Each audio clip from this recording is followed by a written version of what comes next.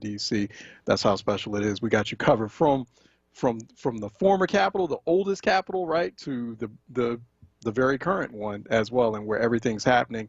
And yes, it is very tense. I'm going to open up the phone lines just for a few minutes, just to kind of get folks' sense of what they've been going through this election day. Whether you're in Philadelphia, whether you're throughout southeastern PA, the rest of the state, or throughout the nation, we welcome people from all other places around the country to call in and share their experiences with us while we kind of start things from the top.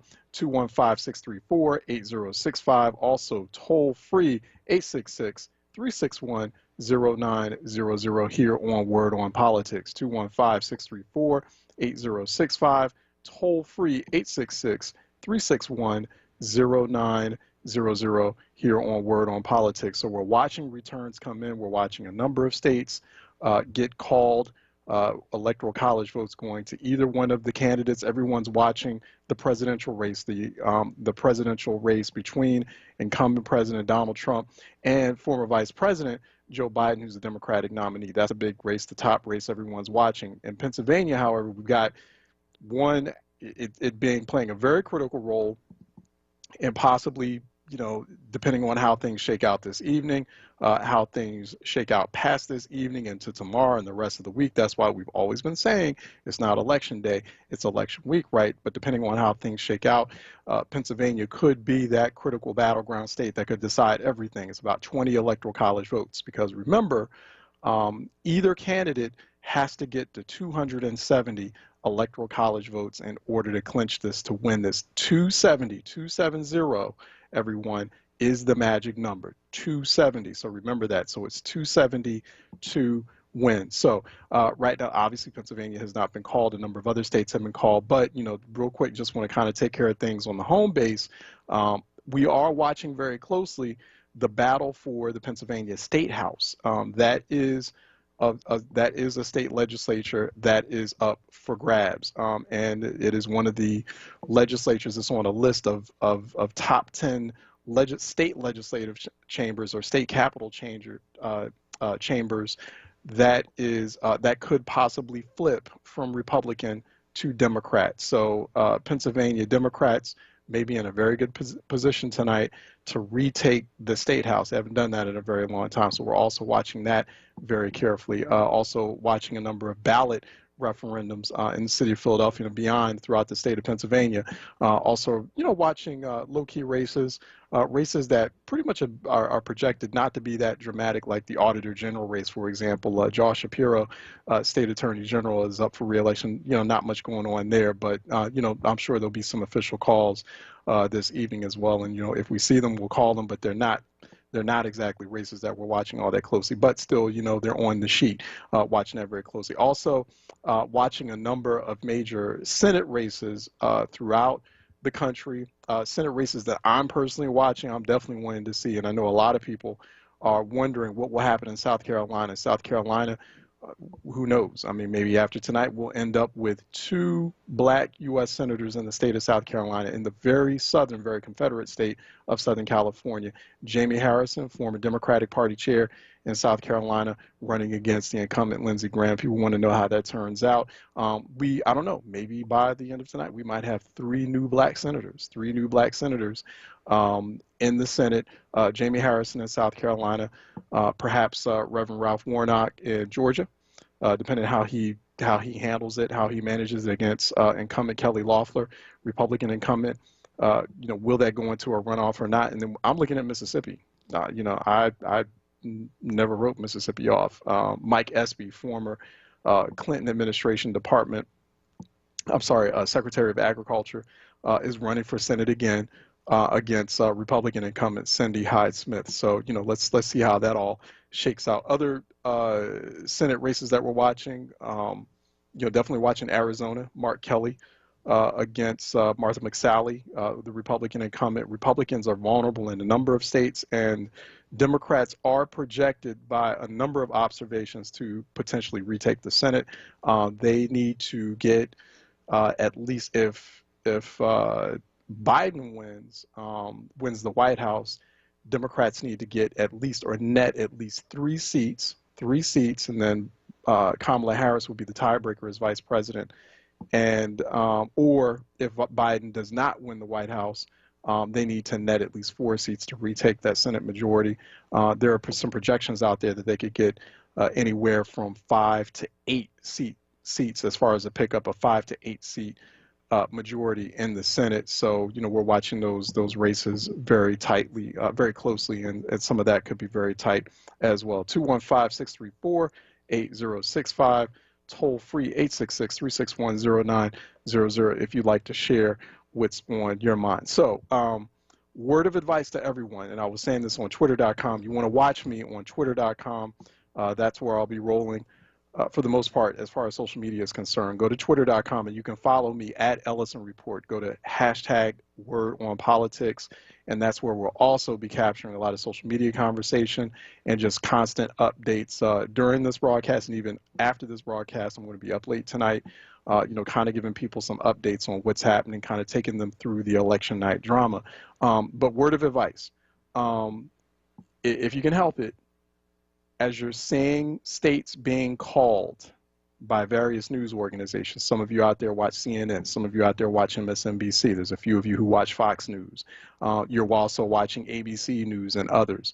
At the end of the day, and this is what we'll be following here as part of our special Word on Politics broadcast, at the end of the day, the Associated Press is the gold standard of calling political races. All right. AP is the gold standard of shot callers. When it comes to, it's always, they've been doing this for about 170 years, calling elections, and they do it very well. They do it very professionally, and they base everything on facts. It's not on projections. So if it's too close to call, AP's like, it's too close to call, we're not going to call it yet. Until AP, through their methodology, has everything lined up, all the ducks lined up, all the facts lined up, all the, every last data point that they check, and they've got many that are at work in all 50 states and elsewhere. Once all their facts, all their data, which is real solid, says, hey, the state is called, then they will confidently call it. And so I know people are watching various cable news outlets, and they're saying like, okay, and one news organization is saying, oh, hey, Trump is ahead, oh my gosh, and they're sweating it, and your heart's palpitating, and you don't know what to do. And then another news organization says Biden is ahead, and you're like, oh boy, and it's just going to be a long night. But at the end of the day, this is what Associated Press has. Right now, at the moment, Donald Trump has 61 electoral college votes. He has accumulated 61 electoral college votes. Joe Biden has accumulated 85 electoral college points. So right now, at this point, according to the Associated Press, and that is who we are going to reference throughout the remainder of this 3-hour broadcast, throughout this special Word on Politics broadcast, at the moment, the gold standard of race calling, of American election race calling, Associated Press has Joe Biden in the lead with 85 electoral college votes versus Donald Trump's 61 electoral college votes. That's where things stand at the moment. That's who we are following. We're not following CNN or ABC or NBC or Fox News or Decision Desk at HQ or Reuters and New York Times. AP. And the rest of them, like New York Times, for example, follows Associated Press. So that's who we're going with, and just want to kind of give you all a heads up there. So in fact, as part of our special Word on Politics election coverage, also who's been out on the beat for us for WURD, we have a special election day reporter who's been doing a fantastic job, just kind of crisscrossing the various corridors of Philadelphia and getting a sense of what's been happening in battleground Philadelphia. And so it's, I want to make sure, I think she's there. Yeah, she's going to be joining us by Skype. And I do see her. Sojourner Ahabi is our WURD, our Word on Politics election day beat reporter. She joins us by Skype from Philadelphia here on WURD. Sojourner, how are you doing? Hi, Charles. I'm good. How are you? All right. Good evening. Good evening. I know you had a real busy day. You've been going at it. So yeah, what did you certainly. right, right. Talk about some of those experiences. What sort of turnout did you see in Philadelphia today? Yeah, for sure. I mean, just to get started, we had the highest voter registration in over like 35 years. So there was already a lot of anticipation for the kind of turnout we were going to see, even though a lot of folks have already sort of submitted through mail-in. There was Right. actually a lot of turnout. I'd say between 7 and 9 a.m. in the morning. That was the highest peak in terms of what I personally observed. I was working throughout West and North Philadelphia. Hmm. And a lot of folks just came out early in the morning to get Right. it done, get it out of the way. And you sort of saw that crowd wane as the day sort of, went by. Wow, wow. Which sections of the city did you go into? Where did you? Sure. Because I know you were going. We say we just sort of crisscross the city, but describe those sections of the city you went into.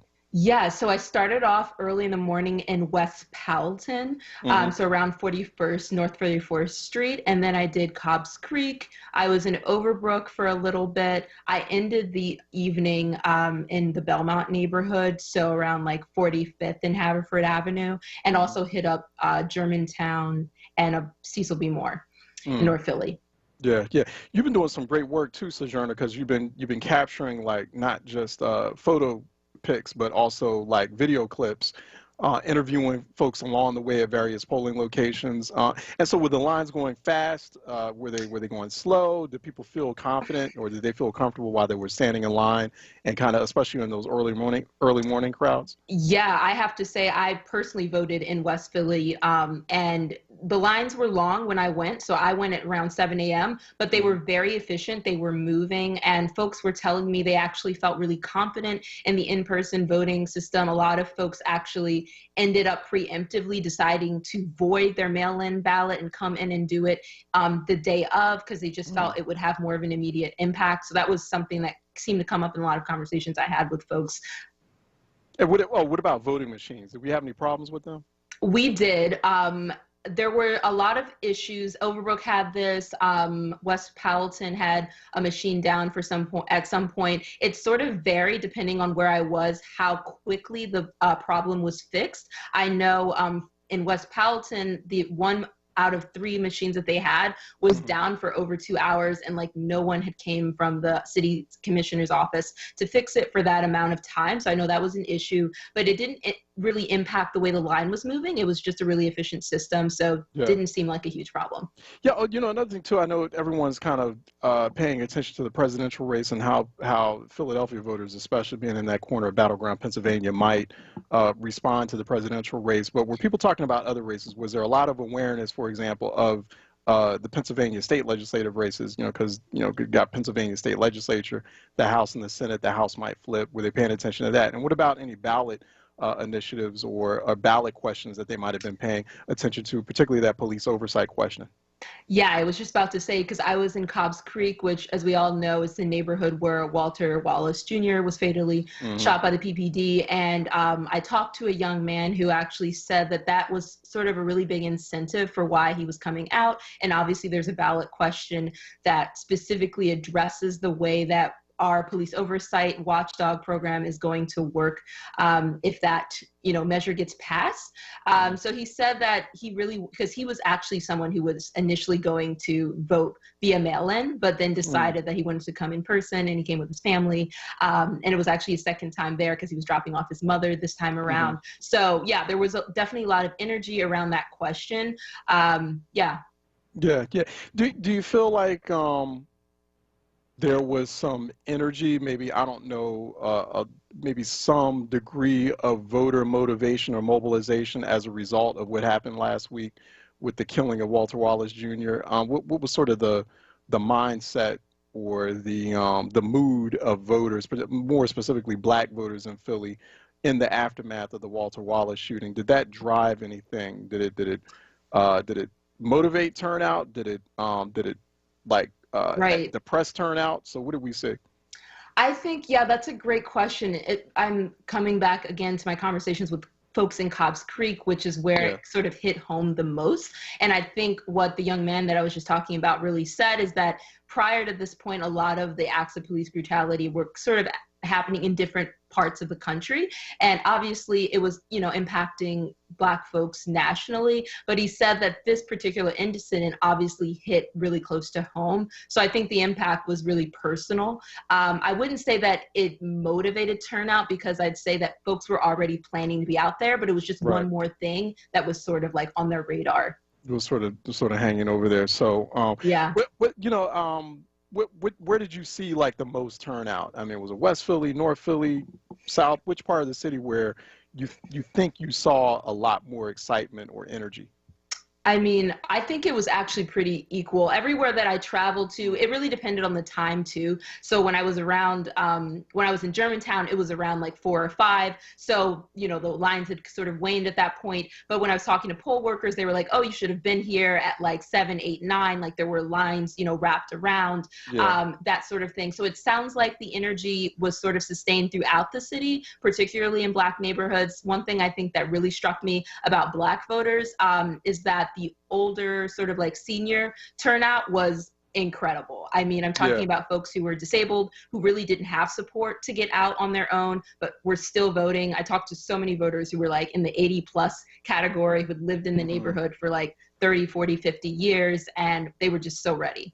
Yeah, that didn't surprise me, because that's like part of tradition, right? Like the older voters, they need to trust and verify. They need to come out and they need to see like the actual process unfold before their eyes.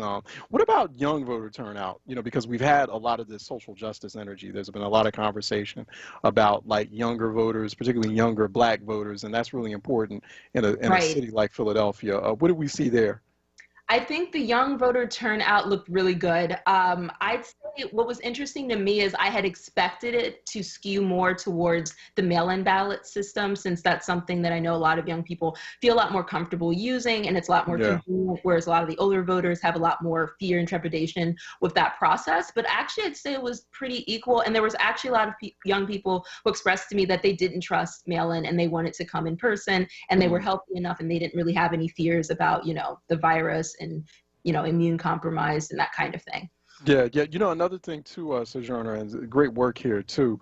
Were you able to talk to elected officials, party leaders, folks, grass tops influencers on the ground? What was sort of their take? Obviously, they're going to kind of tout the party line, and heavily Democratic city. It's a Democratic stronghold. Yeah. And so they're going to be pro-Biden all the way. But was anyone saying anything or pointing out any sort of aspect of the election that sparked concern? Maybe telling you off record, hey, you know what? These are certain aspects of what's happening in Philadelphia, what's unfolding in Philadelphia that's worrying me.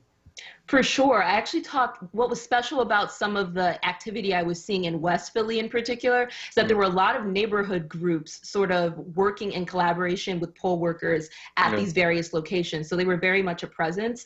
And something that sort of always came up in my conversations with them was about communication about polling locations. That seemed to be the biggest issue everywhere I went, where there was this pattern of people being sent to the wrong polling location. That it was sort of a mix of issues where, someone had maybe voted somewhere for many years and the ward changed and they were actually supposed to be somewhere else, but they didn't really check because this was the place they had gone to for maybe like 20 years. And so that was like an issue. And they said that they felt like the city commissioner's office wasn't really great about communicating that. And in some cases, folks weren't actually able to make time to go to the next location. So there's a potential that they weren't able to cast their ballot. We've been talking with Sojourner Ahebe, right? Yes, correct. Oh, yeah. Sojourner Ahebe. You can also follow her at Sojourner Ahebe, and that's spelled Ahebee on social media, on Twitter. See what she's up to. Check out some of her reporting. She is our Election Day onWURD reporter, our official hashtag Word on Politics beat reporter, Philly beat reporter. Also, as part of our collaboration with VoteBeat US at VoteBeat US on Twitter, on social media, if you'd like to follow them there as well. Doing some great reporting, Sojourner. Really appreciate this. Thank you. Are you going to be looking at kind of what's happening or what the mood is like tomorrow? Exactly. Yeah, going to be keeping up with everything all through the night, and we're hoping to get, a cumulative report up early tomorrow morning of what I saw. Okay, excellent. We'll be in fact, we might just talk to you tomorrow. Yeah, for sure. I if love you're not, that. if you're not too groggy, I'm sure you'll be lit up on plenty of caffeine. But we'll Right. get you on Reality Check tomorrow. See if you can give us some updates then. Sounds great. Thank you for having me. All right, thank you. Have a good evening. Be safe You out there. too. Thanks so much. Bye All bye. right, great work. Okay, let's take a break here on our special Word on Politics broadcast. I'm Charles Ellison. When we come back, we're scheduled to talk with Peter Groff, who's our regular contributor here on WURD, one of our Reality Check roundtablers, typically during a usual typical Monday edition of Reality Check. He's going to come on and kind of break down. He's actually going to be joining us via Skype from Virginia. Virginia was called actually not too long ago. Biden did win Virginia. We are pretty certain of that. AP did call Virginia. That's 13 electoral votes that went into Joe Biden's column. But he's going to be calling us from that state and giving us a sense of what he's looking at as he's looking across the electoral map. I know he's looking at his home state of Colorado very closely. There's a very tight Senate race there. That's one of those vulnerable Republican member states. Cory Gardner is the Republican incumbent in Colorado, and former Governor John Hickenlooper has been running a pretty solid race against Gardner. In fact, most observers have John Hickenlooper capturing that race, but we'll see. It's tight there as well. But anyway, let's take a break. Give us a few moments to bring on Peter Groff by Skype, and then we'll continue to have our table talk over what's happening here on election night, here on the home of Black Talk Media. I'm Charles Ellison. Let's take a quick break and we'll be right back. Keystone First VIP Choice HMO SNP Dual Eligible Special Needs Plan has a 4 out of 5 star rating and is one of the highest rated Medicare plans in the region. Keystone First VIP Choice and you are better together. If you live in Philadelphia, Bucks, Chester, Montgomery, or Delaware County and you have both Medicare and Medicaid, choose the Medicare plan that is working to help you get better care. Enjoy extra benefits at no cost to you with Keystone First VIP Choice. You get benefits like dental, vision, and transportation to and from your medical appointments. They also cover a fitness membership to a gym of your choice, $150 toward over-the-counter pharmacy items. There's no copay for doctor's visits. They offer a large provider network, a great prescription plan, dental coverage, and even eyeglasses. Plus, you don't have to wait for open enrollment. You can change your coverage every quarter. Keystone First VIP Choice. The name you trust, the service you deserve. Call Keystone First VIP Choice today at 1-877-686-1760 or visit KeystoneFirstVIPChoice.com. Did you know you can catch the flu and COVID-19 at the same time or even back to back? Don't risk catching the flu during the COVID-19 pandemic. The flu shot is a safe and effective way of reducing your chances of catching the flu or spreading it to others. And the flu shot helps protect you and your community from the worst effects of the flu. Don't say, I should have got my flu shot. Call your doctor or visit your pharmacist and get your flu shot today. Millennials are known for many things, but did you know that they are currently on track to have worse mental and physical health than the generations that came before them? The Economy League of Greater Philadelphia is challenging our communities to change that with the Well City Challenge. This community-led competition puts the power in your hands to help shape how we address major health challenges across our region, with an emphasis on inclusion and collaboration. So if you care about the health of your community, bring them innovative ideas they need to turn this challenge into opportunities for the millennial generation. Visit economyleague.org to apply today for a chance to compete for $100,000 in prizes and investments. The Well City Challenge is presented by Independence Blue Cross.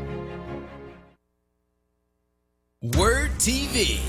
We're streaming live video of this conversation right now. Tune in on YouTube at onWURD or on Facebook at ForWord. WURD TV. Black Talk Media. Word on Politics. Anchored by Reality Check host, WURD National Politics Correspondent Charles Ellison. Right now on WURD Radio. All right, what's happening? We've got an Electoral College update according to, once again, Associated Press. That's who we're following tonight. Associated Press, otherwise known or affectionately known as the AP, is the gold standard shot caller when it comes to American elections. Right now, Biden is ahead in the Electoral College vote count. 119 Electoral College votes for Biden to Donald Trump's 92. that's where we stand right now. That is the latest update. We'll give those updates throughout the course of this evening during our hashtag Word on Politics special broadcast. Joining me now from one of those states that was called for Biden is Virginia. That is Peter Groff. Peter Groff, made some history, former Senate president or former president of the Colorado State Senate, another battleground state. There's a real interesting Senate race that's unfolding there. But he's a regular contributor, one of our reality check on WURD roundtablists, joining us occasionally during our Monday edition. And so I know he's watching these races closely. He's also creator and co-host of Texture. We do this Texture with this really cool podcast video called Texture on thebnote.com, which is the companion magazine to Reality Check. Check out. At least NBC called it for Joe Biden, and also there a Senate shift. John Hickenlooper, the former governor, former mayor of Denver, has knocked off Cory Gardner. So that has happened. That was right. Expected. It was a race that Democrats had targeted for a long time. And that, I served with Cory in the legislature. Really good guy, but he attached himself to Trump and would not let go. And in a state like Colorado that is as blue as it is right now, that was a major political mistake by Senator Gardner. So we lost that seat. So that was obviously one I was looking at. Also looking at kind of the big swing states, right? So Florida, which looks like the president is going to retain. Georgia is maybe not quite as close as people thought. There are some suburbs around Atlanta that have been slow to report, and there are some oddities in the number. I talked to, you talked about Texture. I just talked to former state representative Alicia Thomas Morgan there, and she said there's some oddities around those numbers. So it could be a mixture of that same day vote as well as the early vote. Right. But the surprise, I think, to this point, with about 65% of the vote in, is Ohio. When you look at it, and I have a list of kind of swing counties throughout the country, when you look at how Joe Biden is performing in Hamilton County, which is Cincinnati, really extending what Hillary Clinton was able to do there. Cuyahoga County, which is Cleveland, another big lead. And Sherrod Brown, the senior senator from Ohio, begged the Biden campaign to get someone there, preferably Joe Biden himself, there either yesterday or Sunday. They made it happen. I think it was today he was there, started the day there. Wow. And, maybe Sherrod Brown saw something because at this point, the former vice president is leading there, and then as well as your state of Pennsylvania, right, or the Commonwealth of Pennsylvania. I should know that as someone who lives in Virginia. And just looking at some kind of key counties, Erie, of course, Allegheny, Luzerne, I think is how it's pronounced. So a lot of kind of key counties there. Still early for the Keystone State for some of their folks, but those are the ones that I'm really looking at. Yeah. Texas also. Let me add just Texas. Yeah, go ahead about Texas. The vice president really kind of built up an early lead, and I think it was much larger than some people had thought. Reached out to a mutual friend of ours, Juan Sepulveda, who works in San Antonio from Texas, knows that state as well as anybody, as well as any political. I served with him. That's right. In the Obama administration. Out of San Antonio. Out of San Antonio. That's right. And I kept saying, Juan, is this real? And he has what I call the Sepulveda spread, or the Beto barrier, where Democrats kind of hit this invisible barrier at about 48%. He said he just didn't see how the vice president could break through unless he did well in some of the counties around some of the bigger cities. That seems to be holding. The question will be, there's a lot of rural areas, a lot of small counties in Texas that are going to run up the margin for the president, so we'll see. Yeah. We're talking with Peter Groff, our regular roundtablist, regular contributor here on Reality Check WURD, but he's joining us for our special election night coverage, our special Word on Politics election night coverage. Going to open up the phone lines too, Peter, just to kind of get reactions and see if anybody anyone in the Philadelphia area, southeastern PA, maybe from other states as well, want to share some of their experiences, what they saw in those polling lines, if they happen to go to their polling precinct today, Right. or what was early voting like for them, or I don't know what they're projecting, what their mood is telling them, or what their gut is telling them. 215-634-8065. We're going to just open up the phone lines while Peter and I talk. 215-634-8065, 866-361-0900. Welcome your perspective, any questions you might have as well, to try to understand this better, so we can help you cope with it. We can help navigate you through election night. We know that's very important for people emotionally, psychologically, spiritually, even perhaps physically. People are having those heart palpitations, and we hope you just cool out, just chill. Like I said before, we're watching the Associated Press. That's who we're depending on to call this election and to call these various states. If Associated Press, if AP has not called it yet, it ain't happened. So that's how confident we are in the way AP does this. They've been doing it for about 170 years now, and I've got very close peoples that used to work at AP, and I know how this works. So very, very close people. Very close peoples, right. She's like, yep, this is happening. This is what AP called it, and she's like, wait till AP calls it. But anyway, Peter, what about, people have been sweating a bit about Florida tonight, and I mean, does Joe Biden really need Florida? Like, does he need it? I mean, if he doesn't get it, it'll be okay, right? Well, if he doesn't get it, then another state needs to come through. Right. I mean, I kind of had him at about 260, right? Yeah. So he needs 10 somewhere. So, right. If he wins Wisconsin and Michigan, and so, you figure in all the other states that aren't swing states, it'll get California, New York, et cetera. Right. And so that put him at around 260. So, I'm trying to figure out, is Arizona with 11, is that it? Is Georgia it? Is Ohio it? Is Pennsylvania it? So, I mean, did he need Florida? No. Would it have been good to get it? Sure. Sure. That would have meant that the president's path to 270 was blocked.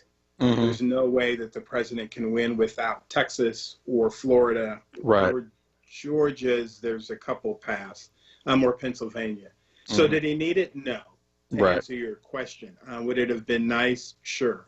But he just, the vice president just couldn't get a huge bump out of Miami-Dade. And this, I think, is a testament to the president, to Republicans who have really done some work down there to separate Cuban Americans who make up a huge part of the vote in Miami-Dade, and really pull them from the Democratic column. Obama had them a couple of times, even with his outreach to Cuba, and that hurt him certainly in that second election. Yeah. But there wasn't enough space coming out of Miami-Dade. It looks like Biden might win Duval County, which is Jacksonville, which has been a Republican. But in a lot of those, what's called kind of that I-4 corridor between Orlando and Tampa, there are some real key counties, and he just couldn't bite in. It looks like just could not bite into the lead that the president held over Hillary Clinton 4 years ago. Yeah, let's hear from a listener in Battleground, Ohio, from the Buckeye State. Brother Michael calling out of Columbus, Ohio. Brother Michael, welcome to the program. How are you doing, sir? I'm doing great. Thanks for having this show tonight. Man, I was really inspired in here in Columbus. A lot of people, black people, that came out. It was great, and I also been watching all day in Philadelphia. So, I'm really proud that a lot of people came out. I really feel good about that, but I also feel angry, Charles, and I know you'll speak to this. It is an absolute disgrace that we're even talking about the current president being running again. I mean, there's just so many things we can say that are not good, and I won't get into that.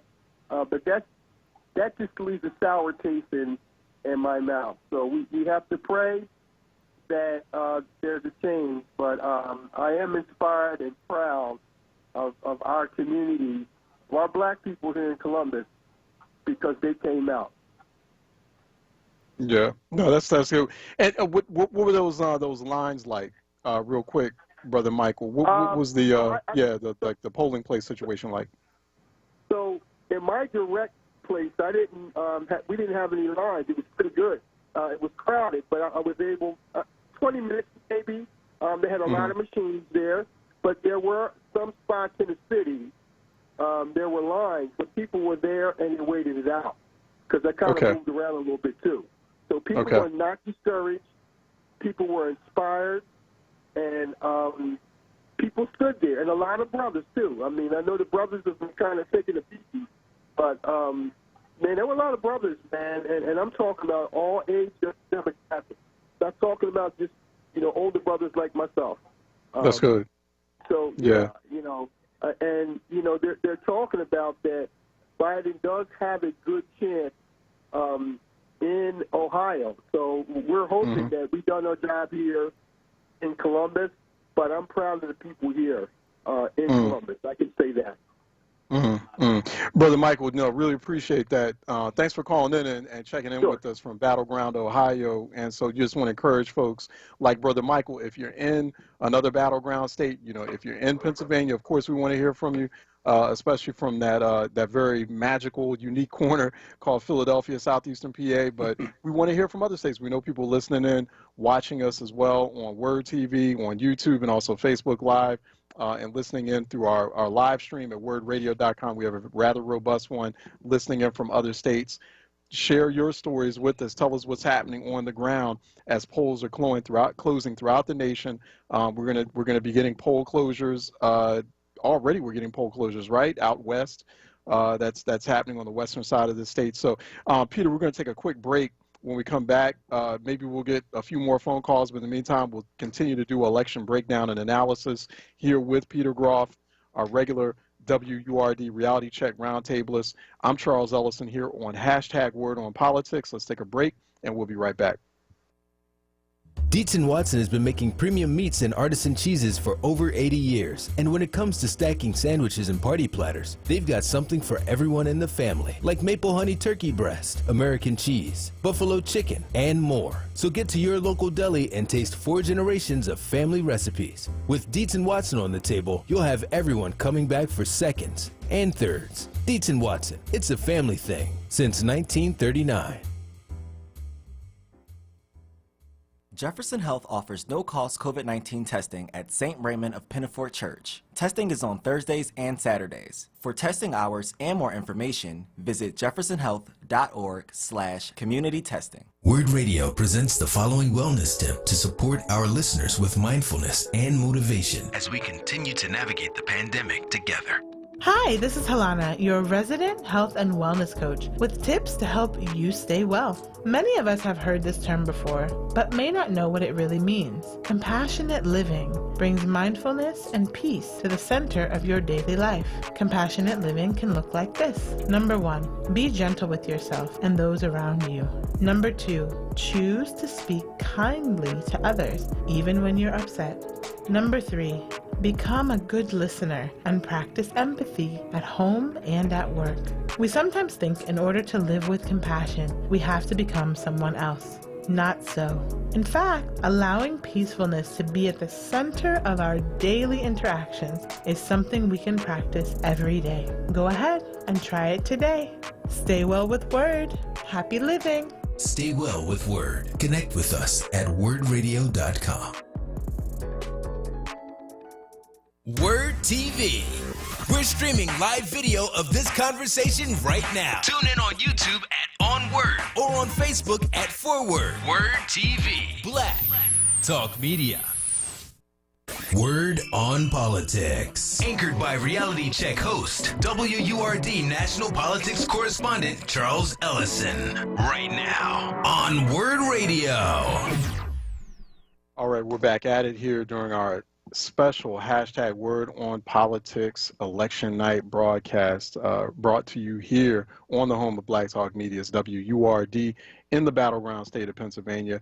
You can listen to us at 96.1 FM, 900 AM, of course, if you're listening in Philly proper, WURD Radio, WURDradio.com on your live stream. If you just go to our website, also we have WURD TV up and running at youtube.com/onWURD, facebook.com/4WURD, and by WURD app as well. I'm Charles Ellison. Go to @Ellison Report, hashtag Word on Politics for more updates there. I've been just chattering all day at hashtag Word on Politics, @Ellison Report.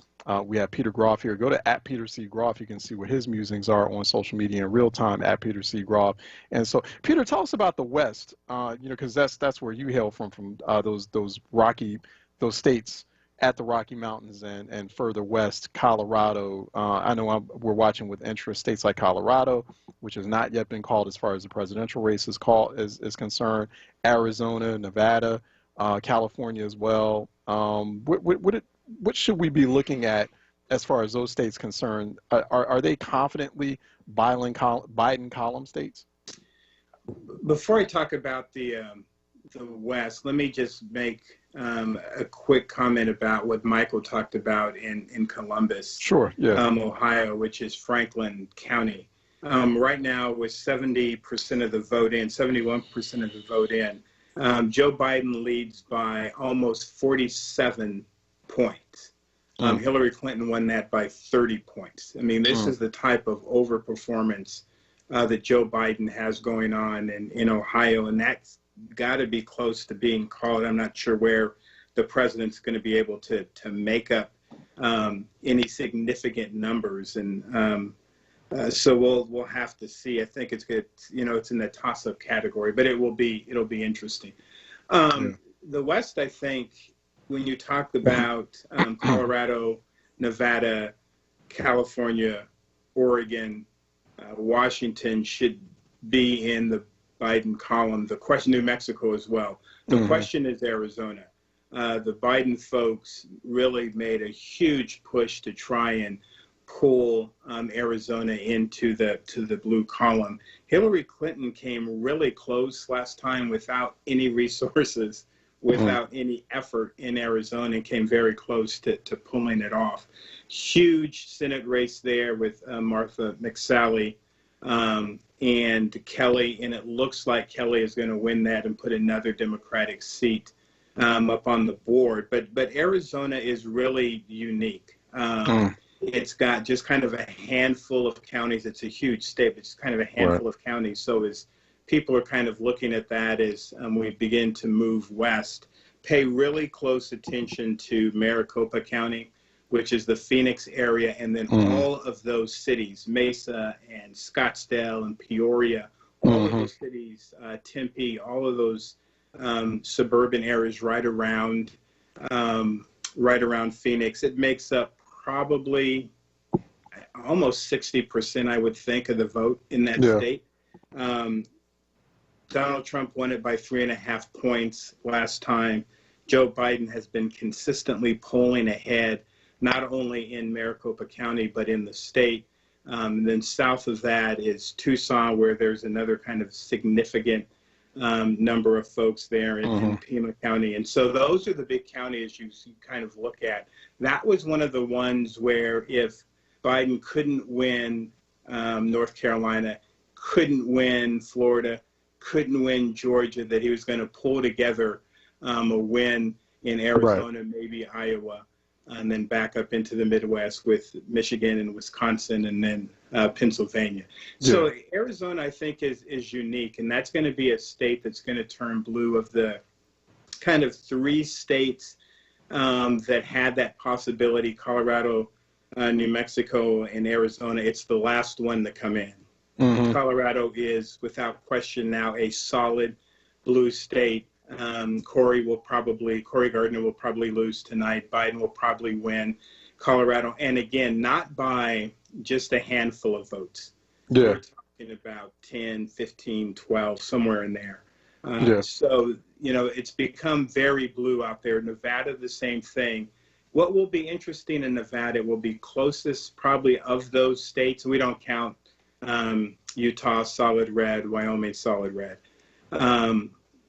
But with the incredible movement around the Las Vegas area in terms of its growth, that really has kind of solidified a blue tint in that area as well, in that state as well. Yeah. Talking with Peter Groff. If you'd like to join in, you have a question, you want to offer some of your perspective, your experiences. 215-634-8065. Toll free. It is 866-361-0900. We mentioned that Colorado Senate race, Peter. That's your home state, your hometown of Denver. Hickenlooper, John Hickenlooper, former governor in Colorado, he's winning that handily over Cory Gardner. I think he's got about 67% of precincts reporting, 54 to 44%. It was like a 10-point spread there. So just handily beating Cory Gardner. What other states are you looking at right now? I mean, we've got obviously people watching South Carolina.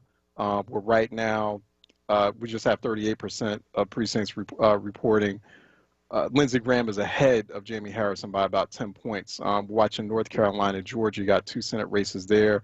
I'm personally watching Mississippi. I mean, Mike Espy wasn't that far behind in polling behind Cindy Hyde-Smith. But what are the states that you're looking at right now? In terms of the Senate, I think, if somehow Jamie Harrison were to knock off Lindsey Graham, that would just be a complete and total bloodletting for Republicans across the board.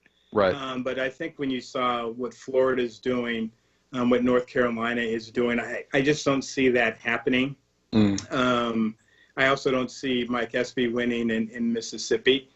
I also see Doug Jones probably losing in Alabama. So now all of a sudden Democrats need a net 5 to take control of the Senate.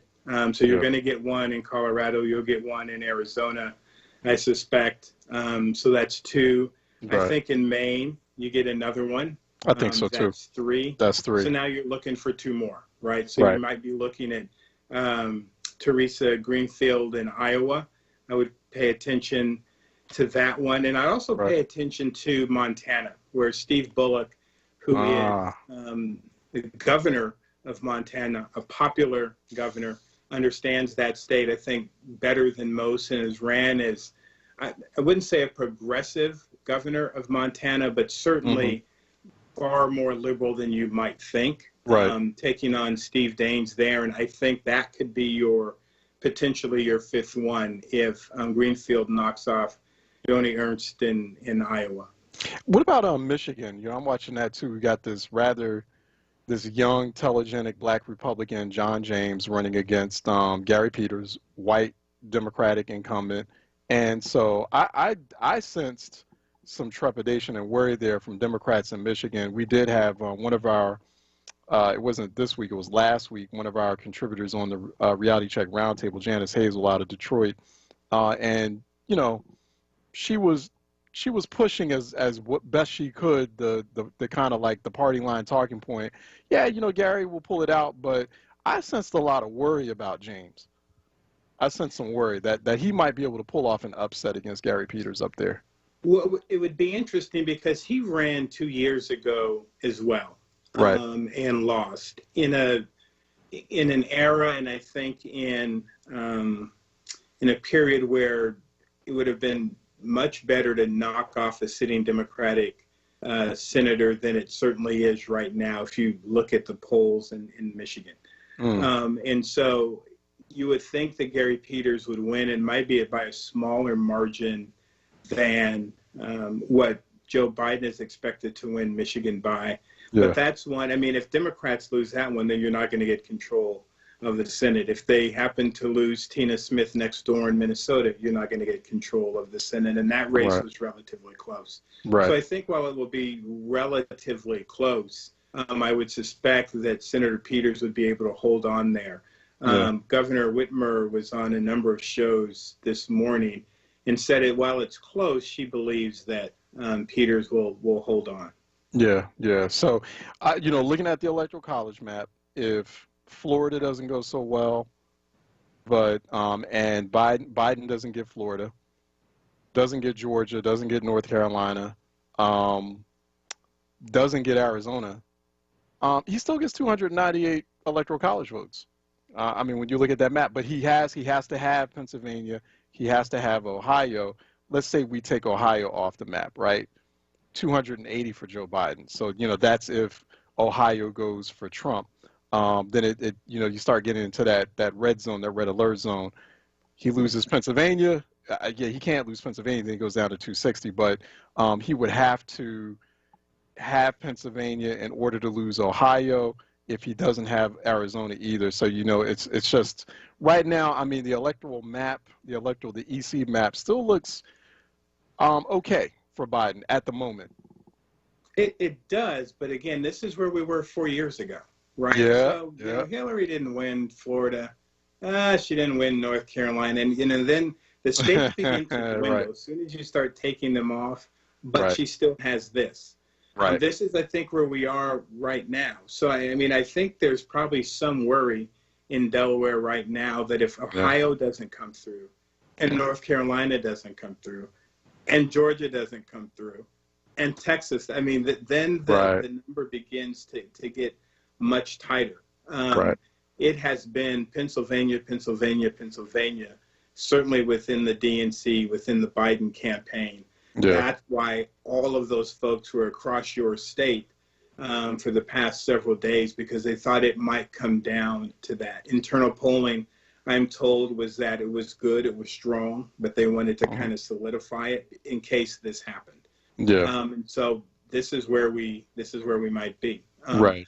Iowa will be interesting, I think, as well. If he picks that off, that lessens the pressure. But again, we're to a point where Democrats have to figure out, and this is the now 65,000-foot view, the day after election. You got to find out how to run better in rural areas, yes, but certainly in suburban and exurban areas. You can't continue to count on the cities, which are beginning to dwindle in how much pull they have throughout a state.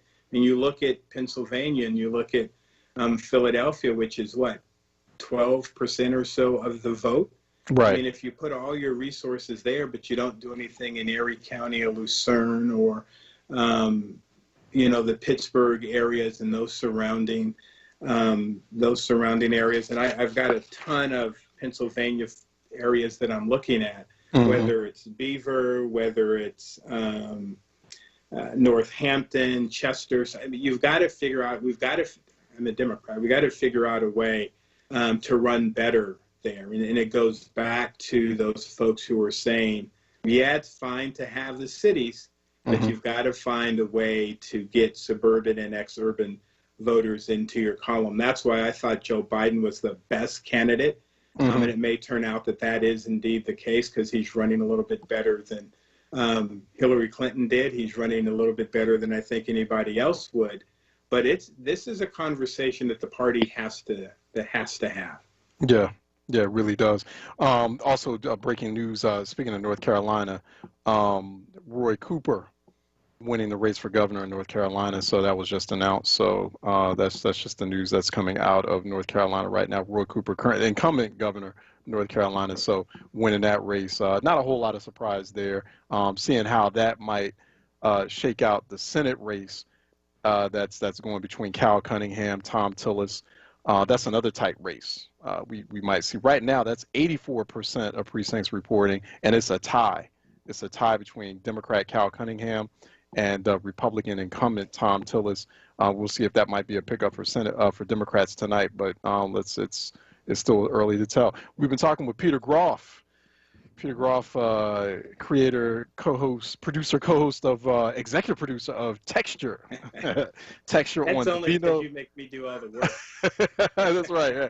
Texture. So you got those skills, right? Those video editing skills. Doing a fantastic job with Texture. We have a lot of fun at the end of every week. We'll be having a lot to talk about. Probably have an hour-long Texture video cast at the BNote, THEBE note.com, at Peter C. Groff on Twitter. if you'd like to see what he's up to there. He's highly engaged, and occasionally on our reality check roundtable, which is during our Monday editions. Peter, thanks so much. Really appreciate this, man. Good evening to you. Hey, good evening to you, and we'll see what happens. I'll see you on Friday. Yes, sir. All right. Take care, man. Be safe. Peace. Peace. All right. Let's go ahead and take a break. When we come back on the other side, I think we're scheduled to talk with Stefan Hankin of Lincoln Park Strategies. That's our polling partner here at WURD. Also oversees the Tendency reports. They've been tracking kind of how different demographics, how different groups of voters or blocks of voters have been behaving in this particular election. So, we've been getting a lot of nice, insightful data from Tendency, which is run by Lincoln Park Strategies. So looking forward to talking with Stefan Hankin. He's supposed to be joining us by Skype from Washington, D.C. Next, here on Word on Politics on 96.1 FM, 900 AM, wordradio.com, Word TV, Word app. Stay tuned. We'll be right back. There's a pressing need to strengthen pathways to better jobs in communities of color. That's why Bank of America is investing $1 billion to advance racial equality and economic opportunity. I'm Jim Dever, Greater Philadelphia Market President for Bank of America. We've partnered with Coded by Kids to connect people to new skills and employment opportunities. It's just one way we're taking action in Greater Philadelphia right now. Bank of America N.A., member FDIC, equal credit opportunity lender. Always Best Care is a great place to work. Flexibility, leadership, purpose, great benefits. There's never a dull moment. Diversity, inclusion, compasión. We love our jobs. If you're looking for a great place to work, you can join our compassionate Team Green. You can apply online at teamgreenabc.com or call 267-909-9248. Teamwork makes the dream work. Lifting every voice till earth and heaven ring. This is Word Radio, 96.1 FM and 900 AM WURD Philadelphia. Black Talk Media. Word TV. We're streaming live video of this conversation right now. Tune in on YouTube at onWURD or on Facebook at ForWord. Word TV. Black Talk Media. Word on Politics. Anchored by reality check host, WURD national politics correspondent Charles Ellison. Right now on Word Radio. Welcome back to Word on Politics, our special election night broadcast here on WURD. Instead of, just take a break, a little bit of a break from all the mainstream cable outlets, get a little bit more texture, a little bit more breakdown, especially from a black perspective here on the home of Black Talk Media in the battleground state of Pennsylvania, which has not been called yet. It probably won't be called for a while. And we're here in Philly and in D.C. I'm actually broadcasting to you live from Washington, D.C., but we're broadcasting to the WURD studios in Philadelphia and keeping a close eye on things in Philadelphia. Joining us now is one of our regular strategists, joins us for our strategist segment on Reality Check on WURD. Also, our occasional polling partner, Stefan Hankin, doing some wonderful work there in Washington, D.C., founder, CEO of Lincoln Park Strategies, also the Tendency Data Project. Some spectacular insights you've been providing. We've been citing you, Stefan, when you're on here, and we like to brag about you when you're not on here as well. Because you've been providing us with some great data at the Tendency dashboard. But good to see you this evening, man. How are you doing? Oh, I could be better, but doing could okay. Be better, right. Could be better. Okay, so you could be better. It's not exactly a Biden landslide tonight, but right. How do things look?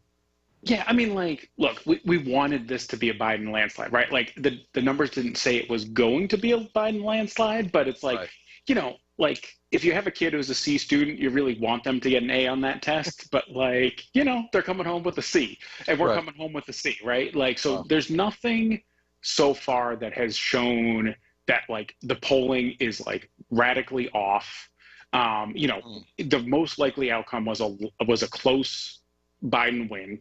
And so it looks like it's coming down to Arizona, Ohio, or Pennsylvania. Mm-hmm. And if Biden wins, well, certainly if Biden wins Ohio or Pennsylvania, this thing's over. Yeah. If Arizona, you need a little bit more help outside of just Arizona, but right.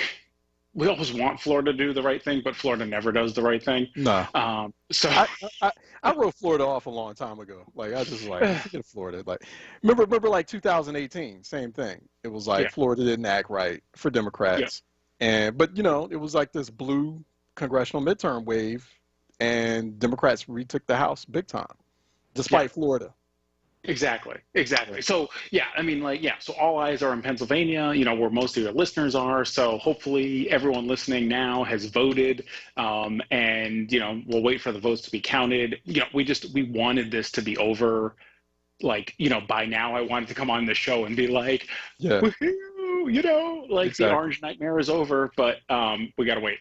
Yeah, you do. I mean, the way it looks right now, it's like, okay, say Biden can lose Florida. That's fine. But it just things that much tighter. And to say if he loses Florida, loses North Carolina, loses Georgia, those states, those kind of battleground states that we were looking at, loses Arizona, but he ends up winning Ohio, Pennsylvania, he gets 298 electoral college votes to Donald Trump's 240. So that's but let's say we take Ohio off the table. Joe Biden still wins by 280. He can't lose Pennsylvania, however. Can't lose Pennsylvania. But, you know, it could go either way where, like, say he wins Ohio, but he loses Pennsylvania, he gets 278. So, I mean, and that's also counting. That's when I have Nebraska, too, in the mix as going Biden, which that's Omaha, you know, and surrounding county. Yeah, so that's like urban Nebraska. So that goes blue. So we'll see how that goes. Well, is it a matter of, Stefan, the you know, we were hoping for a landslide, but this just proves to us how hyper partisan the American electorate has been for quite some time. I mean, this is just basically indicating, it is confirming that this American electorate is just split down the middle. That's a nice way to put it. I think the less nice way and more honest way to put it is we are just that racist, we are that sexist, we are that xenophobic, that, you know, it's like, look, as, you know, as white people, we would rather have this disaster of a president in the office than anything else, regardless of what it actually means for our country. So, yes, we are very partisan, but we are also super racist, super sexist, and all of the other things that are happening. And, you know, and again, I mean, like, you know, I mean, West Coast is still voting, right? So we haven't seen those numbers, but it seems like Biden's, I'm going to guess, like, he's going to win this thing by about like 5, maybe even 6 million votes nationwide. Right. Yeah. You know, and like, you know, the only reason that Trump has a chance is this, like, you know, outdated, ridiculous way that we put a president in office. And, you know, but we're stuck with it. It's the rules of the game. We know that. This isn't like anything new, but it is just as like what the design was back in the 1700s, right? Like it was designed to protect slave owning states, their power to continue to own slaves. It is now doing a very similar thing. And it's, you know, depressing as all get out that's where we are as a country. Cause like, you know, this should be a blowout. We should all be in bed, like, happy that it's over. Yeah. I also noticed there was this election eve, the American election eve poll. I don't know if you noticed that as well, and it was giving us a sense of how different diverse demographic groups, non-white demographic groups were voting or were planning on voting in the presidential election. Latinos.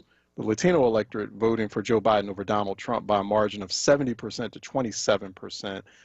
Black voters, 89% for Biden over Trump to 9%.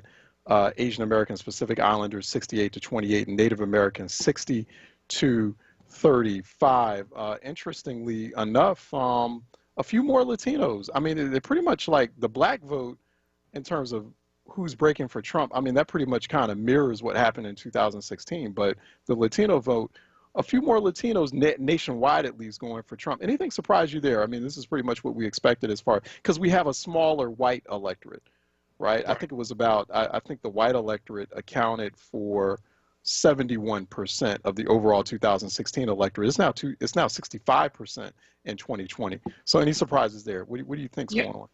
Yeah, I mean, like, so it's a little early to totally know what's exactly happening, but based on what we're seeing out of Florida, it seems like the Cuban vote went pretty heavily towards Trump. That's, given the numbers we're seeing out of Miami.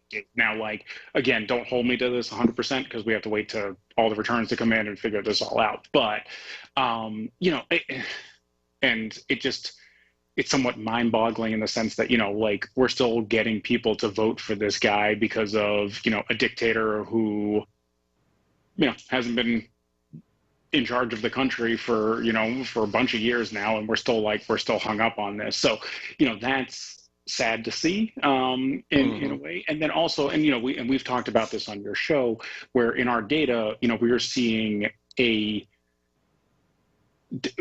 numbers that are pointing to that there was certainly something happening in the African American community, especially geared towards African American men. Our assumption is this was a sort of a fairly sustained and well-funded anti-Biden social media blitz that was focusing on Black men. And the piece going out today, I'm not saying Black men should be blamed for this by any stretch of the imagination, but we were picking up in the data that movement was happening among Black men that didn't really make sense. And a lot of this was around the crime bill, and you can't trust Biden, and Kanye running was not exactly just out of the blue, right? Like, he didn't wake up one day and be like, I want to do this, right? Someone was pushing that, someone was funding that, someone was like helping him out on that. And I don't think a lot of that was happening within the boundaries of our country. I think a lot of that was coming from other places, but since Facebook, Twitter, all these places won't share their data, we won't really know exactly what's happening, but everything's pointing to that was going on. Right. When the dust settles, Stefan, and then we start doing the breakdown, the postmortem analysis, and there'll be all sorts of finger pointing and circular firing squads that are going to happen, even if Biden wins. If Biden, since he didn't win by a landslide, folks are going to talk about certain deficits within the Biden campaign.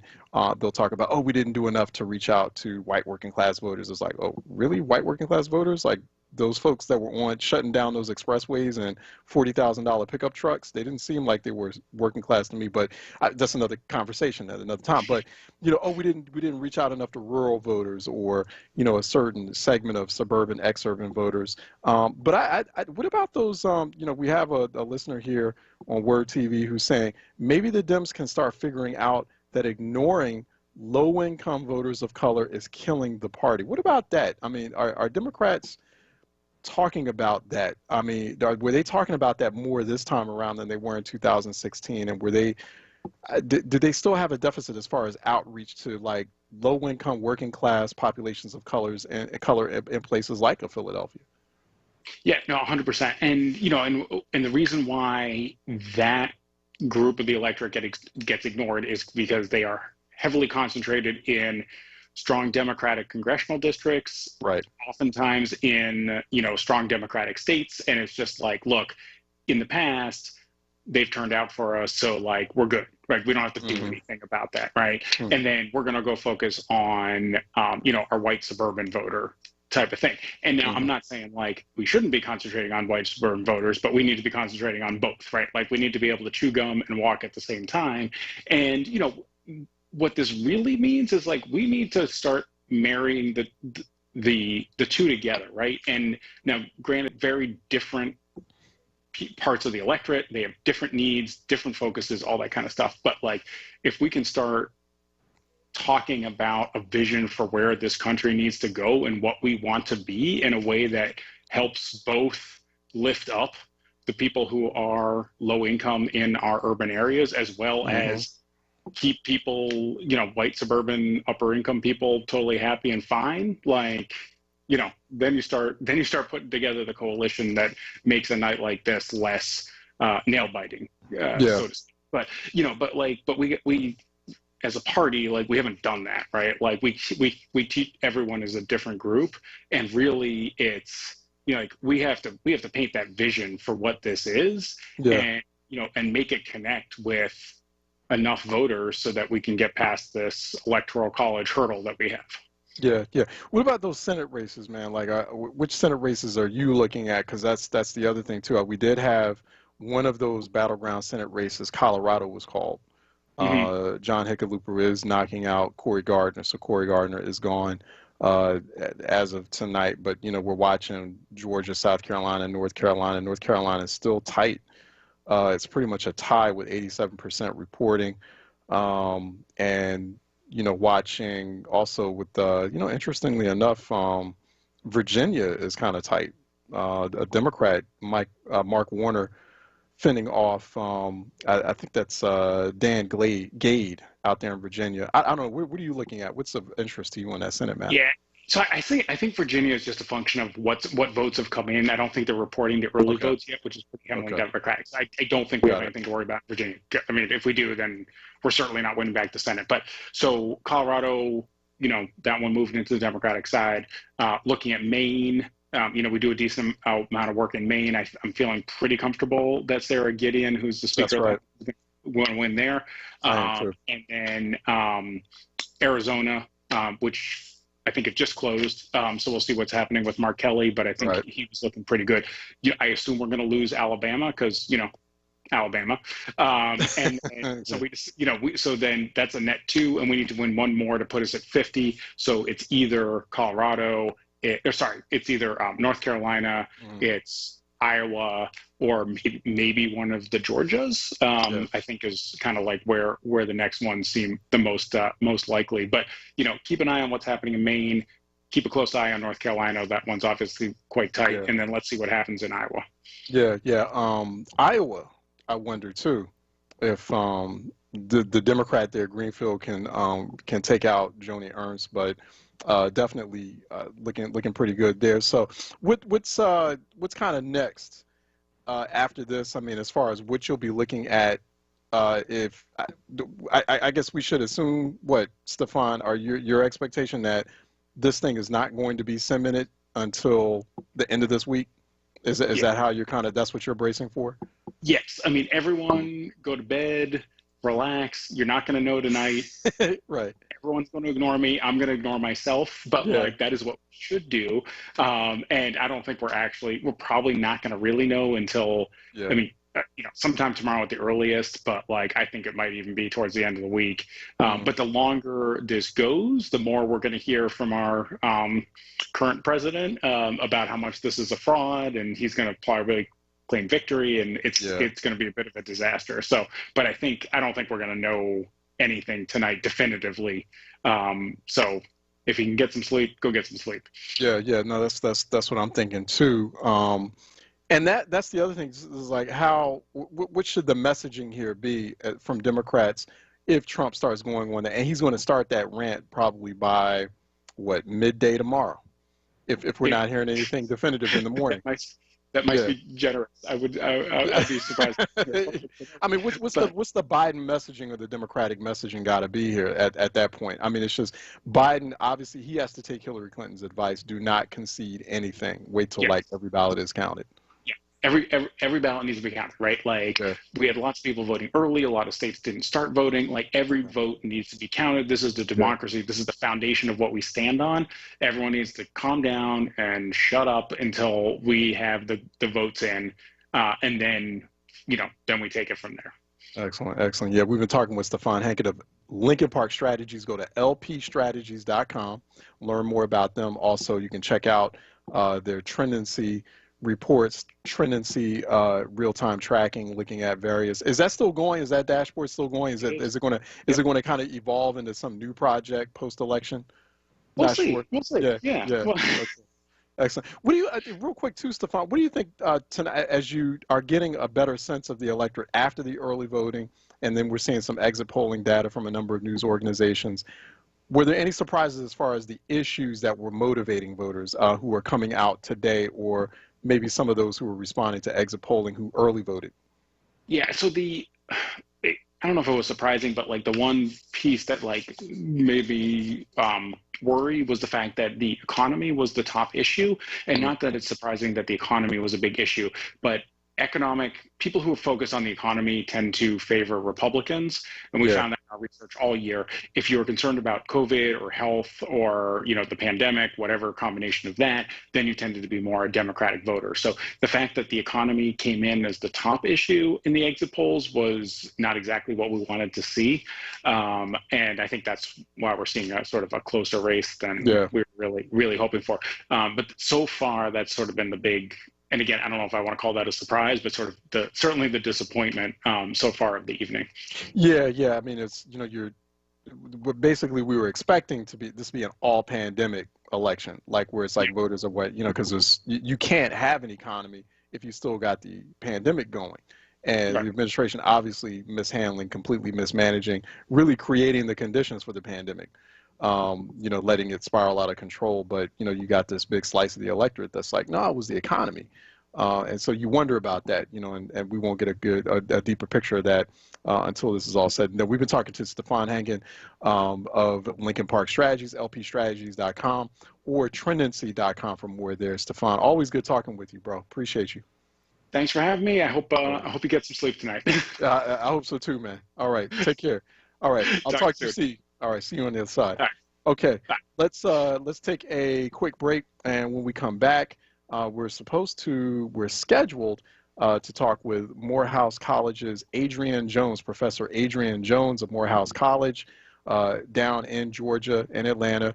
She's going to talk to us a bit about voter suppression, you know, which she's been saying, especially in what's turned out to be ground zero for a lot of voter suppression shenanigans that have been taking place all across the country. We've been having long conversations for months now, for actually years, about Georgia's creative voter suppression strategies and tactics. So Adrian Jones is going to join us shortly. That's who we're scheduled to talk to here on our Word on Politics broadcast on WURD 96.1 FM, 900 AM, wordradio.com, Word TV, Word app. Let's take a break and we'll be right back.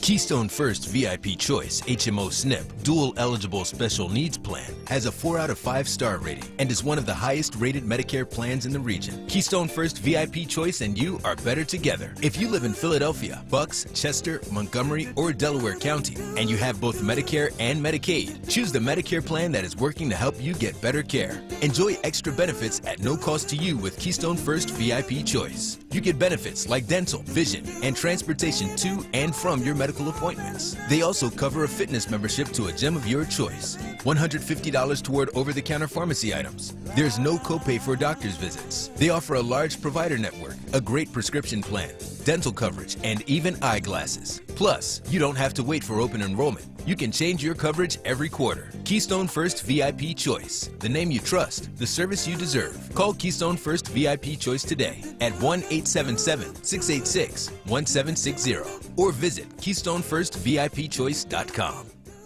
Millennials are known for many things, but did you know that they are currently on track to have worse mental and physical health than the generations that came before them? The Economy League of Greater Philadelphia is challenging our communities to change that with the Well City Challenge. This community-led competition puts the power in your hands to help shape how we address major health challenges across our region, with an emphasis on inclusion and collaboration. So if you care about the health of your community, bring them innovative ideas they need to turn this challenge into opportunities for the millennial generation. Visit economyleague.org to apply today for a chance to compete for $100,000 in prizes and investments. The Well City Challenge is presented by Independence Blue Cross. This is not a fad for us. We will not resume our regular programming when things die down. We're not black to help our bottom line or because it's politically correct. We're not joining a fight. This has been our fight, our message, our people. Black lives have always mattered here. We are undeniably, indefatigably, unapologetically, permanently Black Talk Media. WURD. WURD TV. We're streaming live video of this conversation right now. Tune in on YouTube at onWURD or on Facebook at ForWord. WURD TV. Black Talk Media. Word on Politics. Anchored by reality check host, WURD national politics correspondent Charles Ellison. Right now on WURD Radio. All right, everyone, welcome back to #Word on Politics. This is our special election night broadcast here on, as you heard, the home of Black Talk Media, WURD, here in the battleground state of Pennsylvania. We are coming at you live from not just the WURD studios in Philadelphia, but also Washington, D.C. as well. We happen to have WURD studios here in Washington, D.C. That's me, Charles Ellison, at Ellison Report on Twitter.com. Okay, so what is AP saying right now? Remember what we said. We said we're not looking at anyone else when it comes to calling states, anyone else but the Associated Press. The Associated Press is the gold standard when it comes to calling these various states. There's like a dozen other news organizations, and they're all calling, they're all giving their take on what's happening or projections. But when it comes down to it, AP is the gold standard.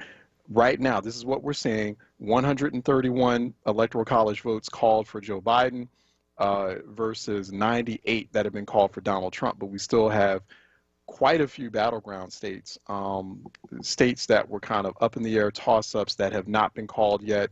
And so we're just waiting to see what those states will say. But I think we've got states like in the Biden column, they pretty much, all those states have been called. Well, not all those states, but most of those states have been called. And most of the states that are already squarely in the Trump column have been called as well too. So, we're just kind of waiting on that to see what happens, and maybe we'll hear something a little bit more. We'll get those battleground state calls maybe a little bit later on in this broadcast. We'll see, or maybe we won't hear anything until tomorrow. So it's going to be a long night, and we'll have, you heard Stefan Hankin just earlier when we were talking to him during our earlier segment before this one. He was saying, shouldn't really expect anything until the end of the week as far as like some finality to this presidential race. We're also watching those Senate races very closely and watching what's going to happen in a number of state legislative chambers in Pennsylvania and in other states, ballot referendums, ballot questions in a number of states, ballot questions in Philadelphia. We're watching that real quick before we go on to our next guest. In Philadelphia, this is what we're seeing right now.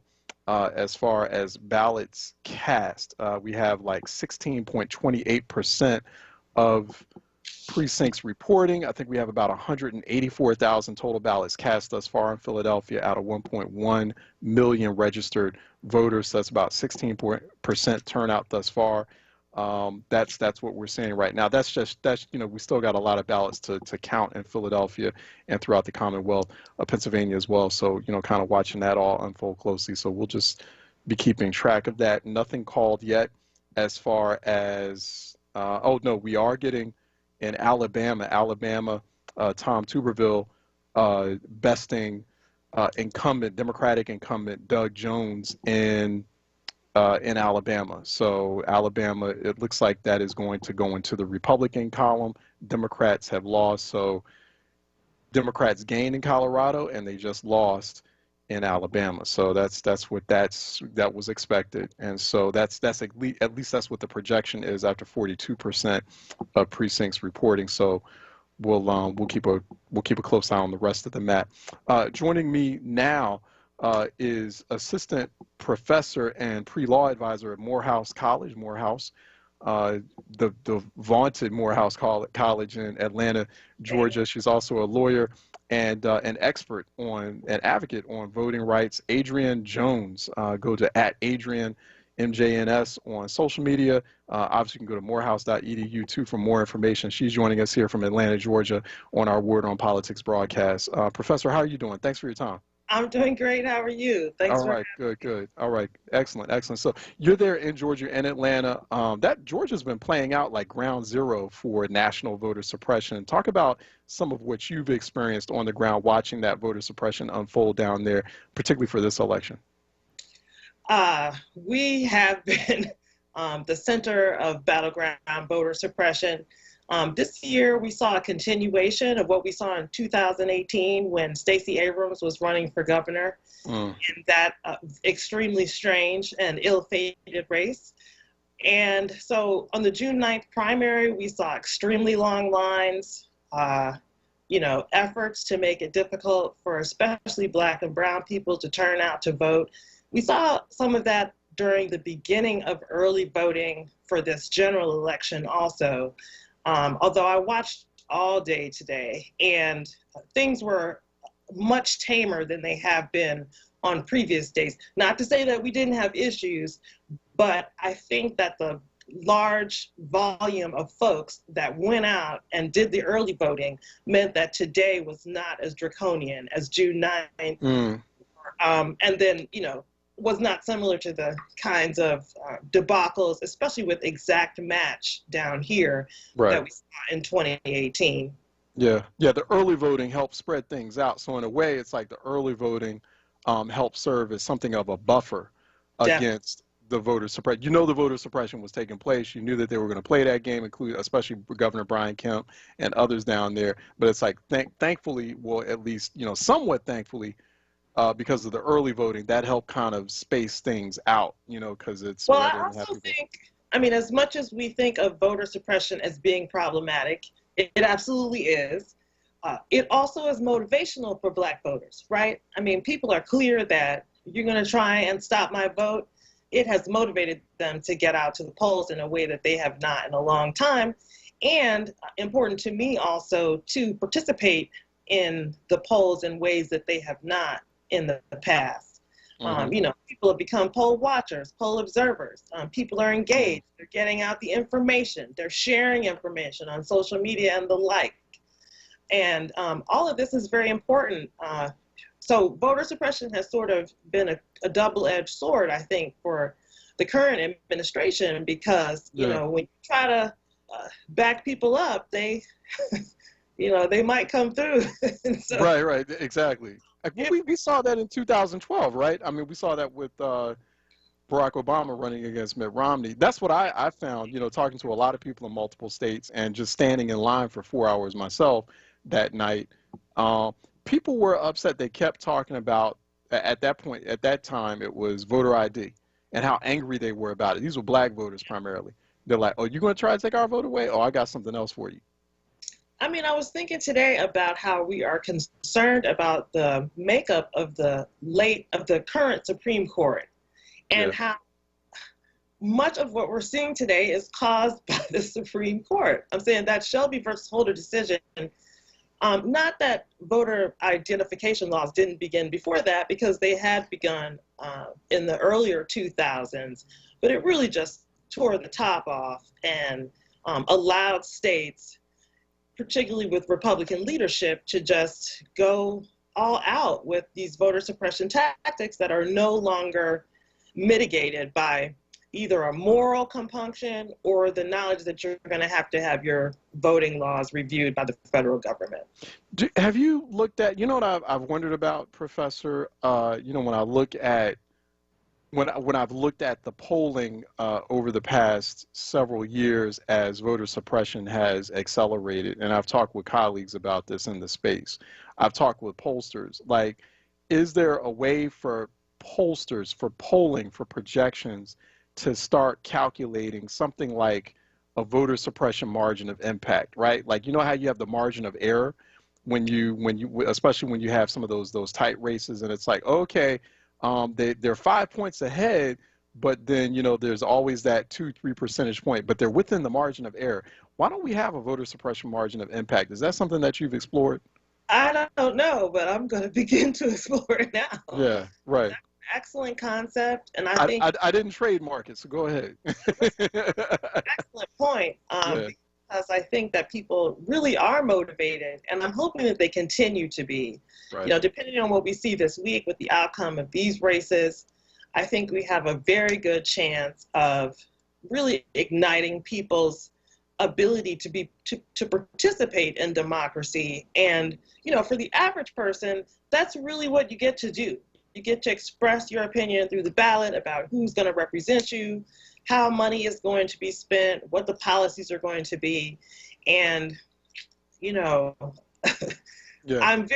I'm disappointed about voter suppression, but I'm very pleased at the strong pushback that people are working to make, especially this year. Healthcare is important. We're dying from COVID out here.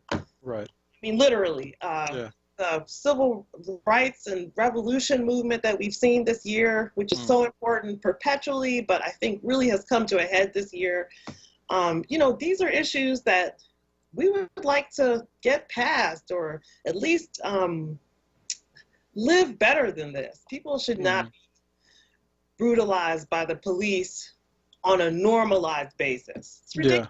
Yeah, no, it is. It really is. We're talking, if you're just now tuning in, we're talking with Morehouse professor, voting rights expert, pre-law advisor at Morehouse College, Adrian Jones. Professor Adrian Jones joining us here on our special #Word on Politics election night broadcast. You can go to morehouse.edu, obviously, for more information about her. She's joining us from the Peach State, from Georgia, from especially the Atlanta area, talking about what's happening, transpiring, unfolding down there. What was the polling place situation like, at least for what you were looking at, Adrian, and especially with poll workers? We did see a lot more enthusiasm this cycle for poll workers. There was a big push to get especially younger people to sign up to be poll workers. Do you think some of that, I mean, based on what you were seeing in Georgia, especially with those efforts, those voter mobilization and poll worker efforts down there, and what you were hearing from other states, do you think that worked? I don't know, but I'm hoping. I mean, I did a concentrated push at Morehouse, trying to provide people the opportunity to be aware of how easy it was for them to get involved. And the thing about elections, I think, is that once, you know, if you notice, poll workers tend to be 60 years old or older.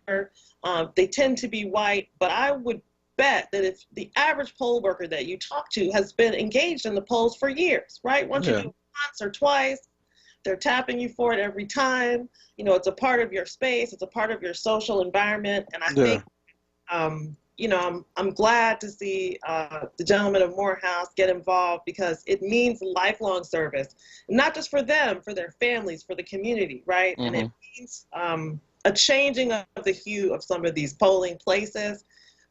You know, I want Black people to be counting these votes. I want us to be watching, like, while all of these machinations are happening, you know, we need to be in the room.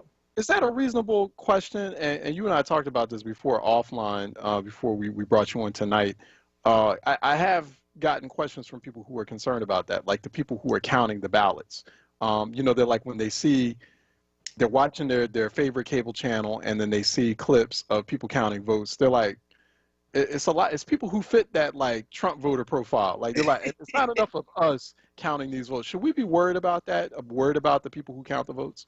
I think we should have a healthy dose of concern. Okay. At the same time, you know, I had the opportunity today to watch the polls from 5 in the morning until we closed up at about 7:40.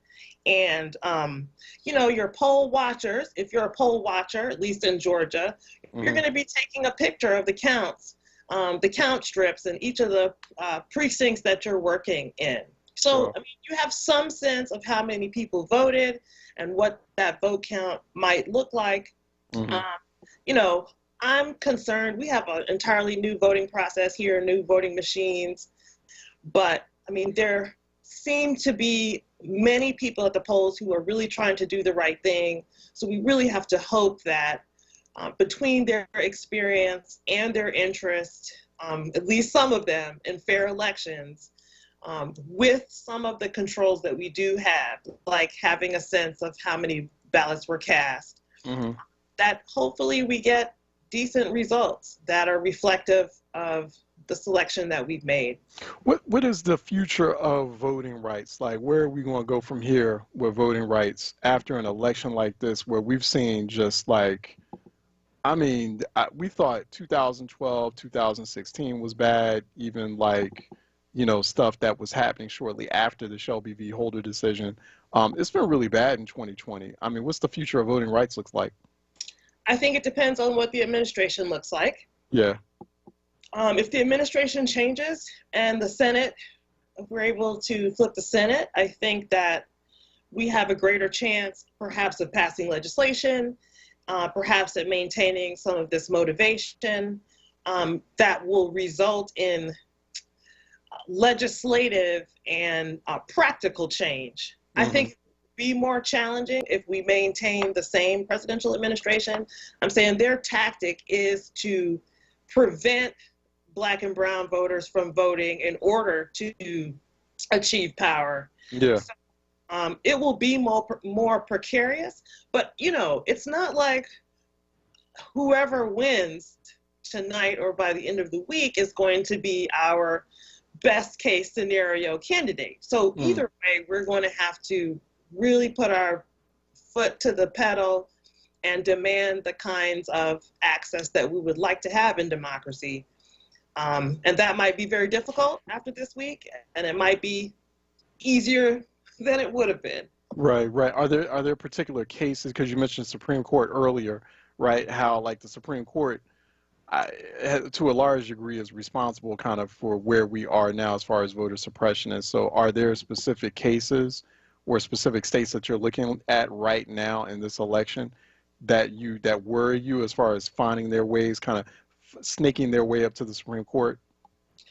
Well, any number of the historic number of cases that have been brought this year, particularly by our presidential campaign, to challenge the counting and acceptance of mail-in ballots, to say nothing of the treatment of the post office over the last several months in order to prevent people from voting. If this is a close election, I'm very clear that, lawsuits that are coming from North Carolina, Pennsylvania, Wisconsin, Texas, any number of places are going to possibly be the foundation that the campaign uses to go to the to federal court and to the Supreme Court ultimately in order to attempt to have a sort of 2000 type of outcome. If we have a very clear-cut win, that is less likely. Yeah. I have done less thinking recently about sort of cases that are coming down the pipeline and more thinking about the fact that the litigation that is happening now could be used to make the next couple of months messy, depending on the outcome of the election. Yeah. We were talking with Adrian Jones, who is a professor, pre-law advisor at Morehouse College, at morehouse.edu for more information there, at Adrian, MJNS, on social media. And she's been joining us here. I think we're going to have you back, Professor, real soon. This is your debut here on not just Word on Politics, but on Reality Check. We're going to get you back on, talk about what's been happening in Georgia and elsewhere. She's joining us here live on our special Word on Politics Election Night broadcast. Professor, thanks for your time. Really appreciate it. Thank you. Thank you very much. Thank you, Philadelphia. All right. Stay safe. All right. Bye. Talk to you soon. Take care. Bye-bye. All right. Let's take a break. When we come back on the other side, let's just open up the phone calls, or open up the phone lines, 215-634-8065, toll free 866-361-0900. Then a little bit later on, the 11 o'clock hour, we'll keep the phone lines open throughout the 11 o'clock hour while we talk with David Seaton from Illinois via Skype. Also, G.S. Potter is scheduled to join us a little bit later on, the 11 o'clock hour, but we're going to keep those phone lines open from now all the way into midnight while we talk with our analysts. 215-634-8065. Tell us what's on your mind. What are you concerned about? We don't see a Joe Biden landslide or landslide type thumping of Donald Trump, but it's still very much, some paths are still there for Joe Biden to win the Electoral College. So definitely not the landslide night that some people were hoping for, but still very much the landscape, the map is still wide open. We're still waiting on a number of battleground states to be called that has not been called yet. But see, remember, we said, do not view this as election day or election night. View this as election week. I might hit the bed early, to be honest with you. After this broadcast, I'll probably have to do a few more broadcasts in other outlets who want to kind of get my take on things. But let's take a break. 215-634-8065, 866-361-0900 here on Word on Politics. We'll be right back. Jefferson Health offers no-cost COVID-19 testing at St. Raymond of Pinafort Church. Testing is on Thursdays and Saturdays. For testing hours and more information, call 1-833-533-3463. WURD Radio presents the following wellness tip to support our listeners with mindfulness and motivation as we continue to navigate the pandemic together. Hi, this is Helana, your resident health and wellness coach, with tips to help you stay well. Many of us have heard this term before, but may not know what it really means. Compassionate living brings mindfulness and peace to the center of your daily life. Compassionate living can look like this. Number 1, be gentle with yourself and those around you. Number 2, choose to speak kindly to others, even when you're upset. Number 3, become a good listener and practice empathy at home and at work. We sometimes think in order to live with compassion, we have to become someone else. Not so. In fact, allowing peacefulness to be at the center of our daily interactions is something we can practice every day. Go ahead and try it today. Stay well with WURD. Happy living. Stay well with WURD. Connect with us at wordradio.com. Monday through Thursday, keep it locked to WURD Radio. At 6 a.m., start your day with the Power Hour, hosted by Bishop Dwayne Royster and Reverend Mark Kelly Tyler. At 7, it's Wake Up with WURD with Solomon Jones. At 10 a.m., it's Reality Check with Charles Ellison. Then at 1 p.m., it's The Source, hosted by Andrea Lawful Sanders on Mondays, Tuesdays, and Thursdays, and the Black Women's Leadership Council on Wednesdays. At 4 p.m., it's Evening Words with Nick Taliaferro. Then at 7, it's Save Space with Sincerely Sarita. At 9 p.m., round up your day with Keeping It Real with the Reverend Al Sharpton. Keep your dial locked to WURD Radio, 96.1 FM and 900 AM WURD. Streaming live on wordradio.com and the WURD Radio app. Or watch live on WURD TV via Facebook and YouTube. WURD Radio. Independent Black Media. WURD TV. We're streaming live video of this conversation right now. Tune in on YouTube at onWURD or on Facebook at ForWord. WURD TV. Black Talk Media. WURD on Politics. Anchored by Reality Check host, WURD National Politics Correspondent Charles Ellison. Right now on WURD Radio. All right, welcome back. Phone lines are open at 215-634-8065, 866-361-0900. Let me go to Wayne out of Southwest Philly, calling in for a little WURD on Politics conversation. Wayne, how are you doing? I'm doing. How about yourself? All right, good, good. Thanks for joining us this evening. Yeah, I predict Trump's going to win. Yeah, because why you say that? Why you think that? Well, because even if Joe Biden do win, he's going to go to court, and I believe the court's going to rule with Trump's favor. I see that happen. I believe that's going to happen. I didn't hear. Hello. Yeah. So and really, that's not a win. That's just pretty much. That's just the incumbent. That's just the president. Basically manipulating the results. I mean, so that to me, that's not a win. That's just cheating. But I hear what you're saying. We should. You're feeling like we should brace for that.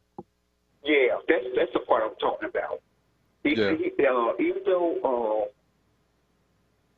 though I think that's the way he's going to get it by stealing it. Right.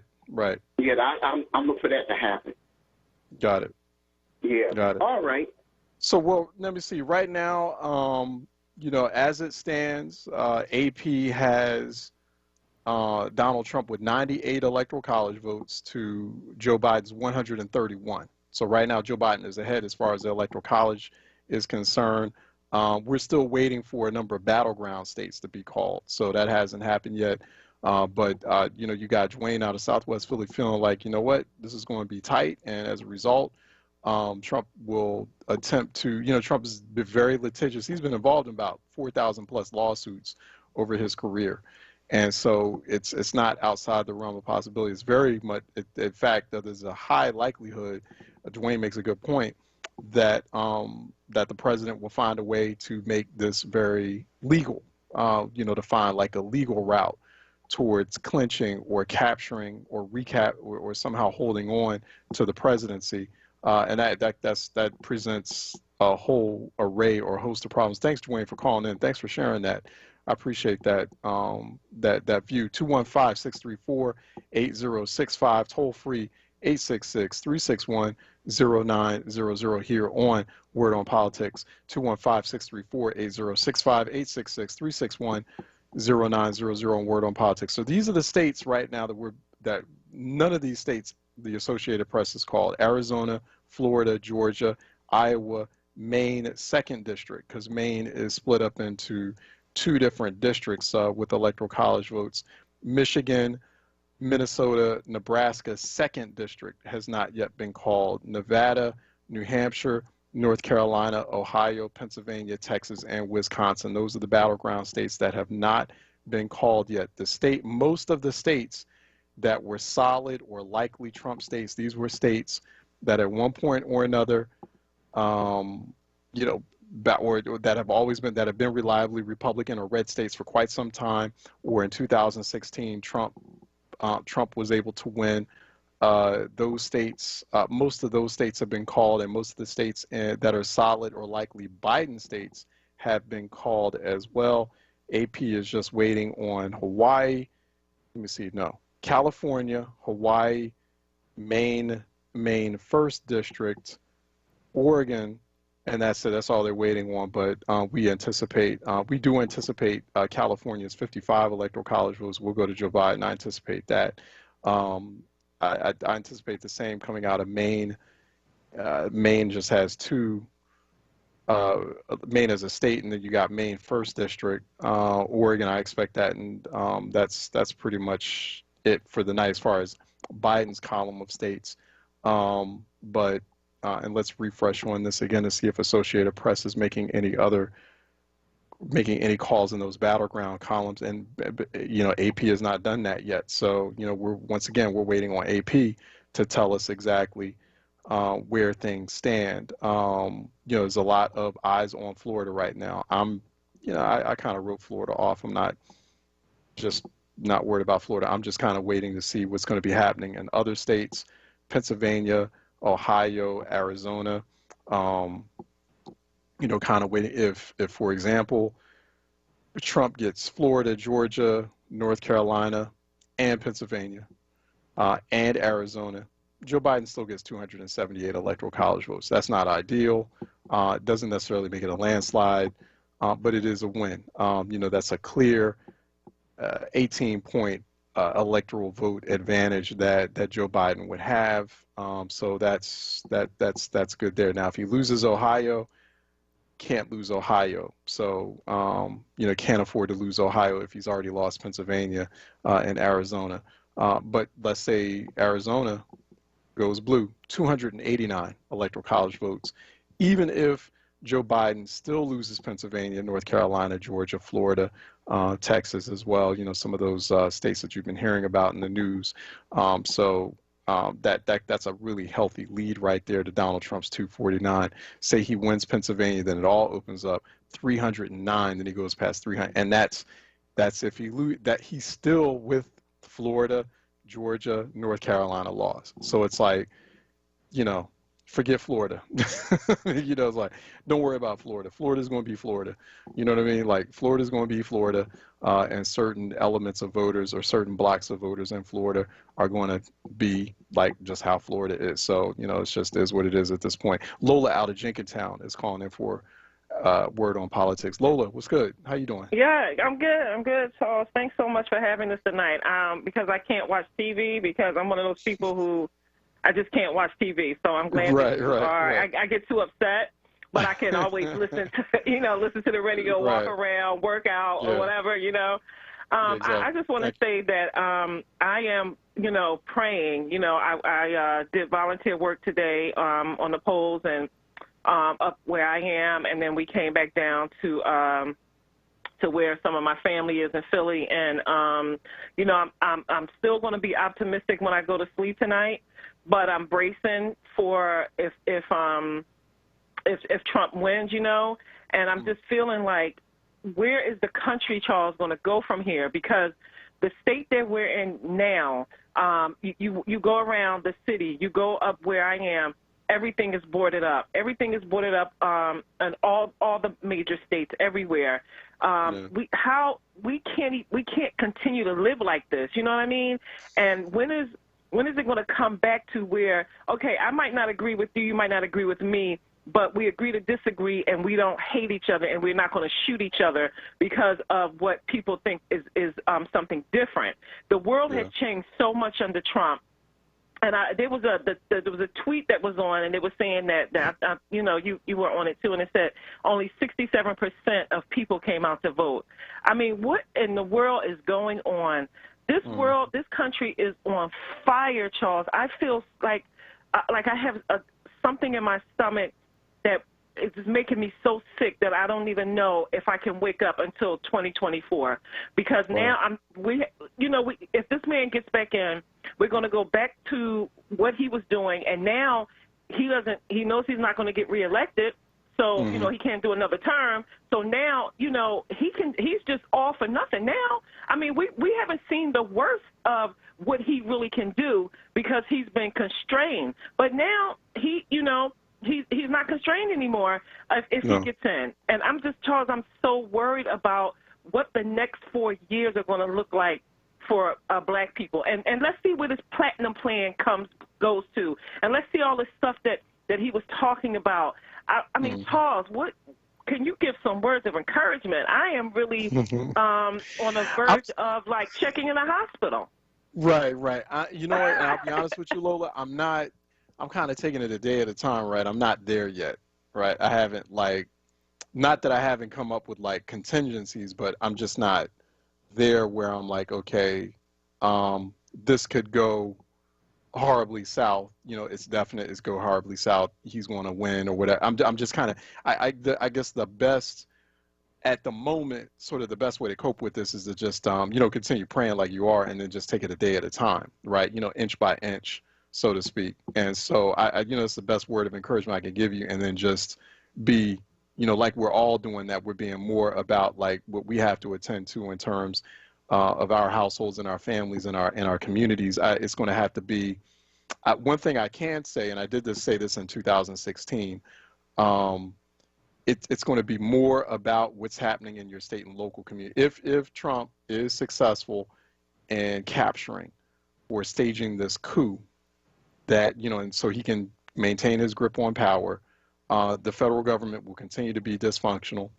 It will get worse. But there is hope in terms of people needing to rely on what's happening on their state and local level, and rallying there, leveraging what you have happening, from your block to your city hall to your county, your county level government, and also your state government, and making those changes there and operating there to create the kinds of communities that you want. That's what people are going to have to do. I mean, and in terms of governance, in terms of policy making, in terms of trying to create those kinds of safe environments that you need for you. That if this does happen, if it gets to that point, I mean, people should be doing that anyway.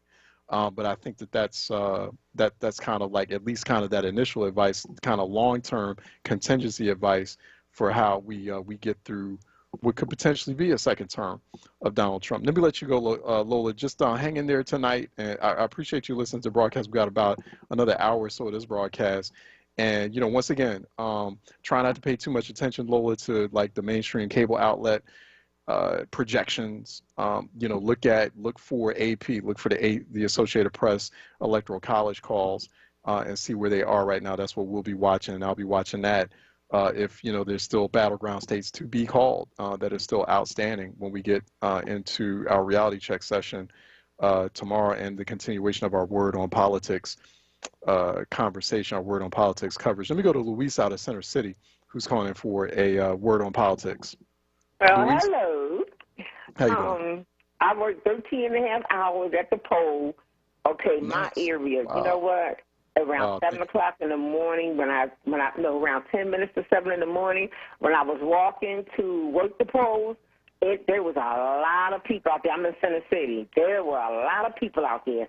After that crowd died down, it was boring as I don't know what.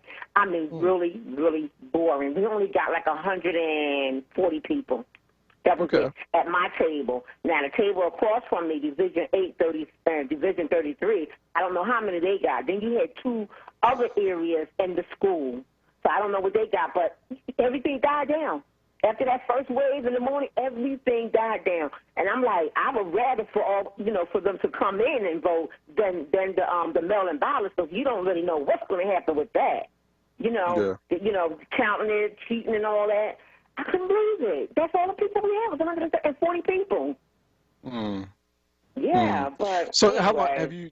Is that kind? You've worked the polls before? Yeah, you worked it for a number of years. Yeah. Do you feel like, I mean, it's just a lot of people didn't show up after the morning hours because a lot of people just mail-in ballots and early voted? Exactly. Yeah. But I don't know. I would rather have it the other way around, but I don't know. We just have to see what's going to happen. Right. Thank you for doing that too. Thank you for your, as they say, thank you for your service. I mean, sure. as I said, right. Bye-bye. Yeah, that poll working work, that's the good work, and it was essential work, and I really appreciate people who are doing that, had committed themselves to doing that, and like Ms. Louise out of Center City, being at those polling locations and working through that and helping us all carry out that vote, and appreciate people who are doing the ballot counting as well.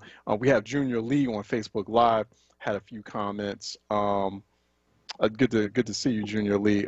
Junior Lee saying on Facebook Live, there is a lot of room for error in the voting process. A gentleman looked to be in his 50s, had his ballot rejected in person because he checked the bubble and didn't fill it in.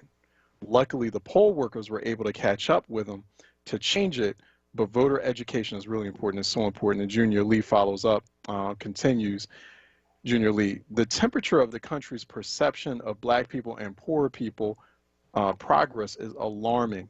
For Trump to have this much support after what he has been doing for the past 4 years is concerning. It is very concerning because, and that's why people were expecting something of a landslide election. But a lot of people out there, I never said landslide either, just cautiously optimistic, may have been underestimating how still deeply embedded, deeply active that racism is, for example. So, and once again, just like in 2016, that racial animus rearing its ugly head in this 2020 election. So that's something we're obviously going to have to continue to deal with.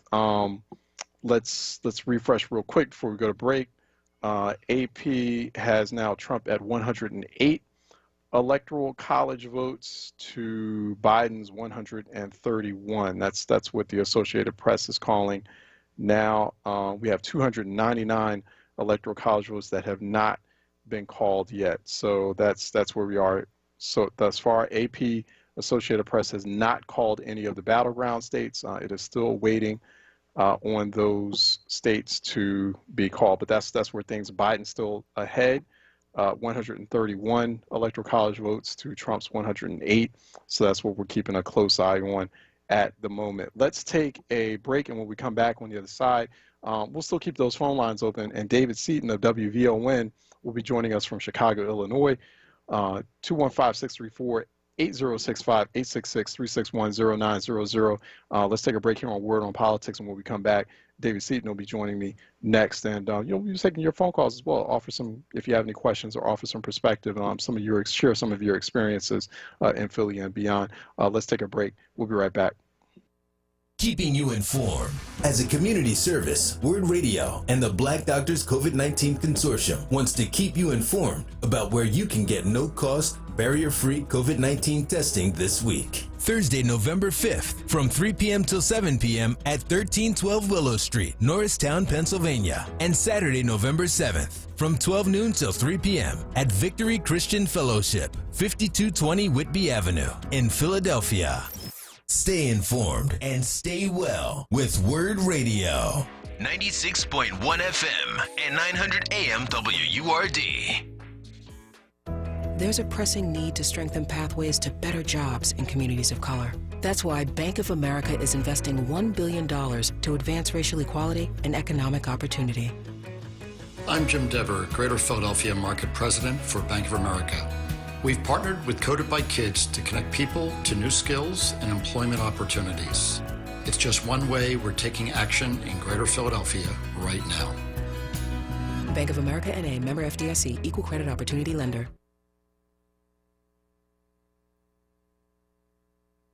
WURD TV. We're streaming live video of this conversation right now. Tune in on YouTube at onWURD or on Facebook at ForWord. WURD TV. Black Talk Media. WURD on Politics. Anchored by reality check host, WURD national politics correspondent Charles Ellison. Right now on WURD Radio. All right, welcome back. We're going to keep the phone lines open. I'm just being told by David. We got Eric Nixon on the board of steel as well. Eric, I'm just getting a little missive here from David Seaton. He's saying that he'll be ready in about 15 minutes, so I'm not sure. I think they got a special election broadcast happening on WVON radio in Chicago, Illinois. David Seaton, host, creator of the Buchanan and Seaton show, but they're doing a special. They typically air on Fridays, but they're doing an election special on our partner station, WVON in Chicago, Illinois as well. So we'll get him shortly. 215-634-8065, toll free, 866-361-0900. Let's keep those phone lines open, and we can get some of your thoughts on this. 215-634-8065. Excuse me, 866-361-0900. A lot of folks are starting to look, eyes are, based on some of the folks that I'm talking to, some of the information I'm receiving as I'm talking to you, eyes are shifting a little bit from states like Pennsylvania and Ohio, where there were some worries, to Arizona. So, Democrats obviously surprised that the presidential election is close, but the consensus amongst a lot of observers, when you looked at the various projections and prognostication that was happening on this election, had Joe Biden getting about 291 electoral votes and Donald Trump at about 125. So there were like 122 electoral votes in the toss-up column. And, so it seems more likely than not that they'll break for Trump. So it's really, if Trump wins Pennsylvania and then like something like Maine's 2nd congressional district, then it will get to 200. Trump's at 268 electoral votes, and then, it could be like everything kind of going to Arizona. But, not people weren't as bullish. People I talked to weren't as bullish on Florida, and not as bullish on Arizona as well. So we've also had some poll closings that just happened about 6 minutes ago. California, Idaho, Oregon, and Washington. 3 out of those 4 should be going to Joe Biden. California, Oregon, and Washington. Idaho probably will go to Donald Trump. Midnight, Hawaii will close, and then at 1 a.m. Eastern, Alaska will be the next set of states closing. Iowa, Montana, Nevada, and Utah closed at 10 p.m. So we already saw that. And at 9 p.m., Arizona, Colorado, Kansas, Louisiana, Michigan, Minnesota, Nebraska, New Mexico, New York, North Dakota, South Dakota, Texas, Wisconsin, and Wyoming closed at 9 p.m. So that's where we are on that. Also, speaking of Ohio, the ex-House Speaker of the Ohio State Legislature, Larry Householder, is likely, he's a Republican, he's a state representative, he's likely to win re-election in spite of being arrested on the charges, on state law enforcement charges, state prosecutor charges, that he was involved or oversaw the largest bribery scheme in Ohio history. It's a big deal. So apparently he was getting money under the table by creating these nuclear energy projects, but it was a very complex, complex bribery, alleged bribery scheme that he set up, and it looks like he's going to be winning re-election. So that's that on what's happening in Ohio. It was a real big case in Ohio that we hadn't talked much about. Okay, we do have David Seaton. David Seaton joined us by phone. We can't do Skype, but I've got David Seaton. David, what's good? How are you, sir? All right, good. I know you're on the go, so you're just as busy as we are on WVON. And so what do you think? people, they're not seeing the kind of landslide that they would have hoped for. But, you know, we never said that there would be a landslide. I know I never said that. I know you never said that. So, but I know there were some folks out there, Democrats especially, were feeling really bullish. And so Biden not getting, he's probably not going to get Florida. But what's your take on that?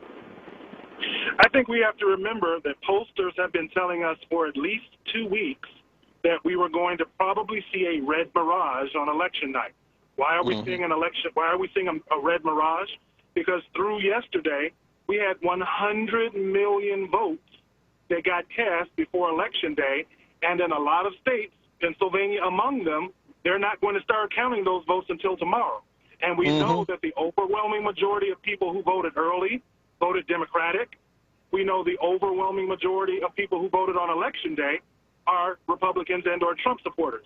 So I think we've still got some counting to do. We have more votes that were cast before today that were cast today. So this is the red mirage that all the pollsters predict. Yeah, no, you're absolutely right. And so, I mean, even with this red mirage, Biden still is doing well. I mean, he's doing solid, and you're absolutely right. So, I mean, if he's doing this solid with just a portion of the total electorate, that's why, like, I was looking at CNN earlier before I came on this broadcast, and they were giving exit polling data. And I'm like, are you giving exit polling data for today, for people that voted today? Because you just had a quarter of the total combined 2016 electorate already vote. And so, I mean, how can you extrapolate reliable, accurate exit polling data from just election day, right? So it's like already people are getting unnecessary jitters over, over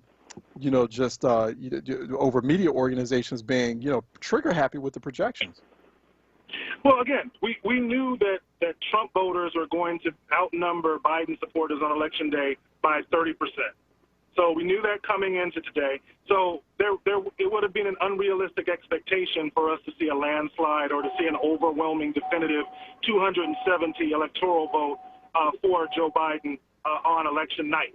And the fact that Donald Trump is, he's up in the popular vote right now. But again, the overwhelming majority of states have prioritized the votes that were counted today. So we've still got tens of millions of votes that need to be counted before we know what's going on. And that's why Donald Trump was really, really pushing to say he wants the result tonight. So he understands what he did, and he still knows that once those other votes are counted, he knows that it's going to be overwhelmingly in support of Joe Biden. Because I mean, we actually, when we look at the early vote returns, I mean, that's what we're discounting from this election night conversation. As we're going through the Electoral College, I mean, there's still a bunch of states that have not been called yet. As far as, once again, Associated Press, that's our gold standard. As far as Associated Press is concerned, we have 209 Electoral College votes called for Joe Biden, 112 for Donald Trump. So, I mean, that's nearly 100 Electoral College vote edge for Joe Biden. AP calling Battleground New Hampshire. So that's the first state that AP has called out of the battleground states. New Hampshire's 4 Electoral College votes go to Biden. AP, Associated Press, that's who we're sticking with. I'm not paying attention to the other media organizations. I'm going with the gold standard with AP. AP, tried and true, proven for 170 years now. They always get it right. Biden, New Hampshire, I remember they got it right, too. They held it in 2004. Remember John Kerry, George Bush? And then there was a lot of pressure. There's a lot of pressure for people to call that for John Kerry. But, AP was like, nope, we're waiting. Wait till the votes are counted. And they were like, everybody else has got to project, wants to jump the gun. Like AP is like, nope. Okay, all right, fine, we count all the votes. But go ahead, David. No, I was going to say, and if you're looking at Arizona, the last that I saw when I left the studio, Arizona had about 75 to 80% of their vote counted in that state, and Kelly was up over Martha McSally by about 10%, and Biden was ahead by about 5 or 6%. So, when I was looking at Florida earlier, I was a little bit dismayed because the Trafalgar Group was calling Florida for Trump, and the Trafalgar Group is a Republican right-leaning pollster.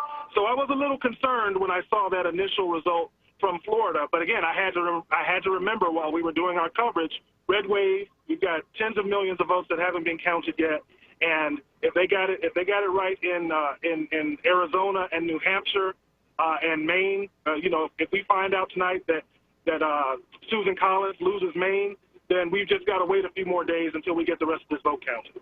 Right, and there's nothing wrong with waiting a few more days. I mean, we waited for 4 years, right? So, I mean, and when we look at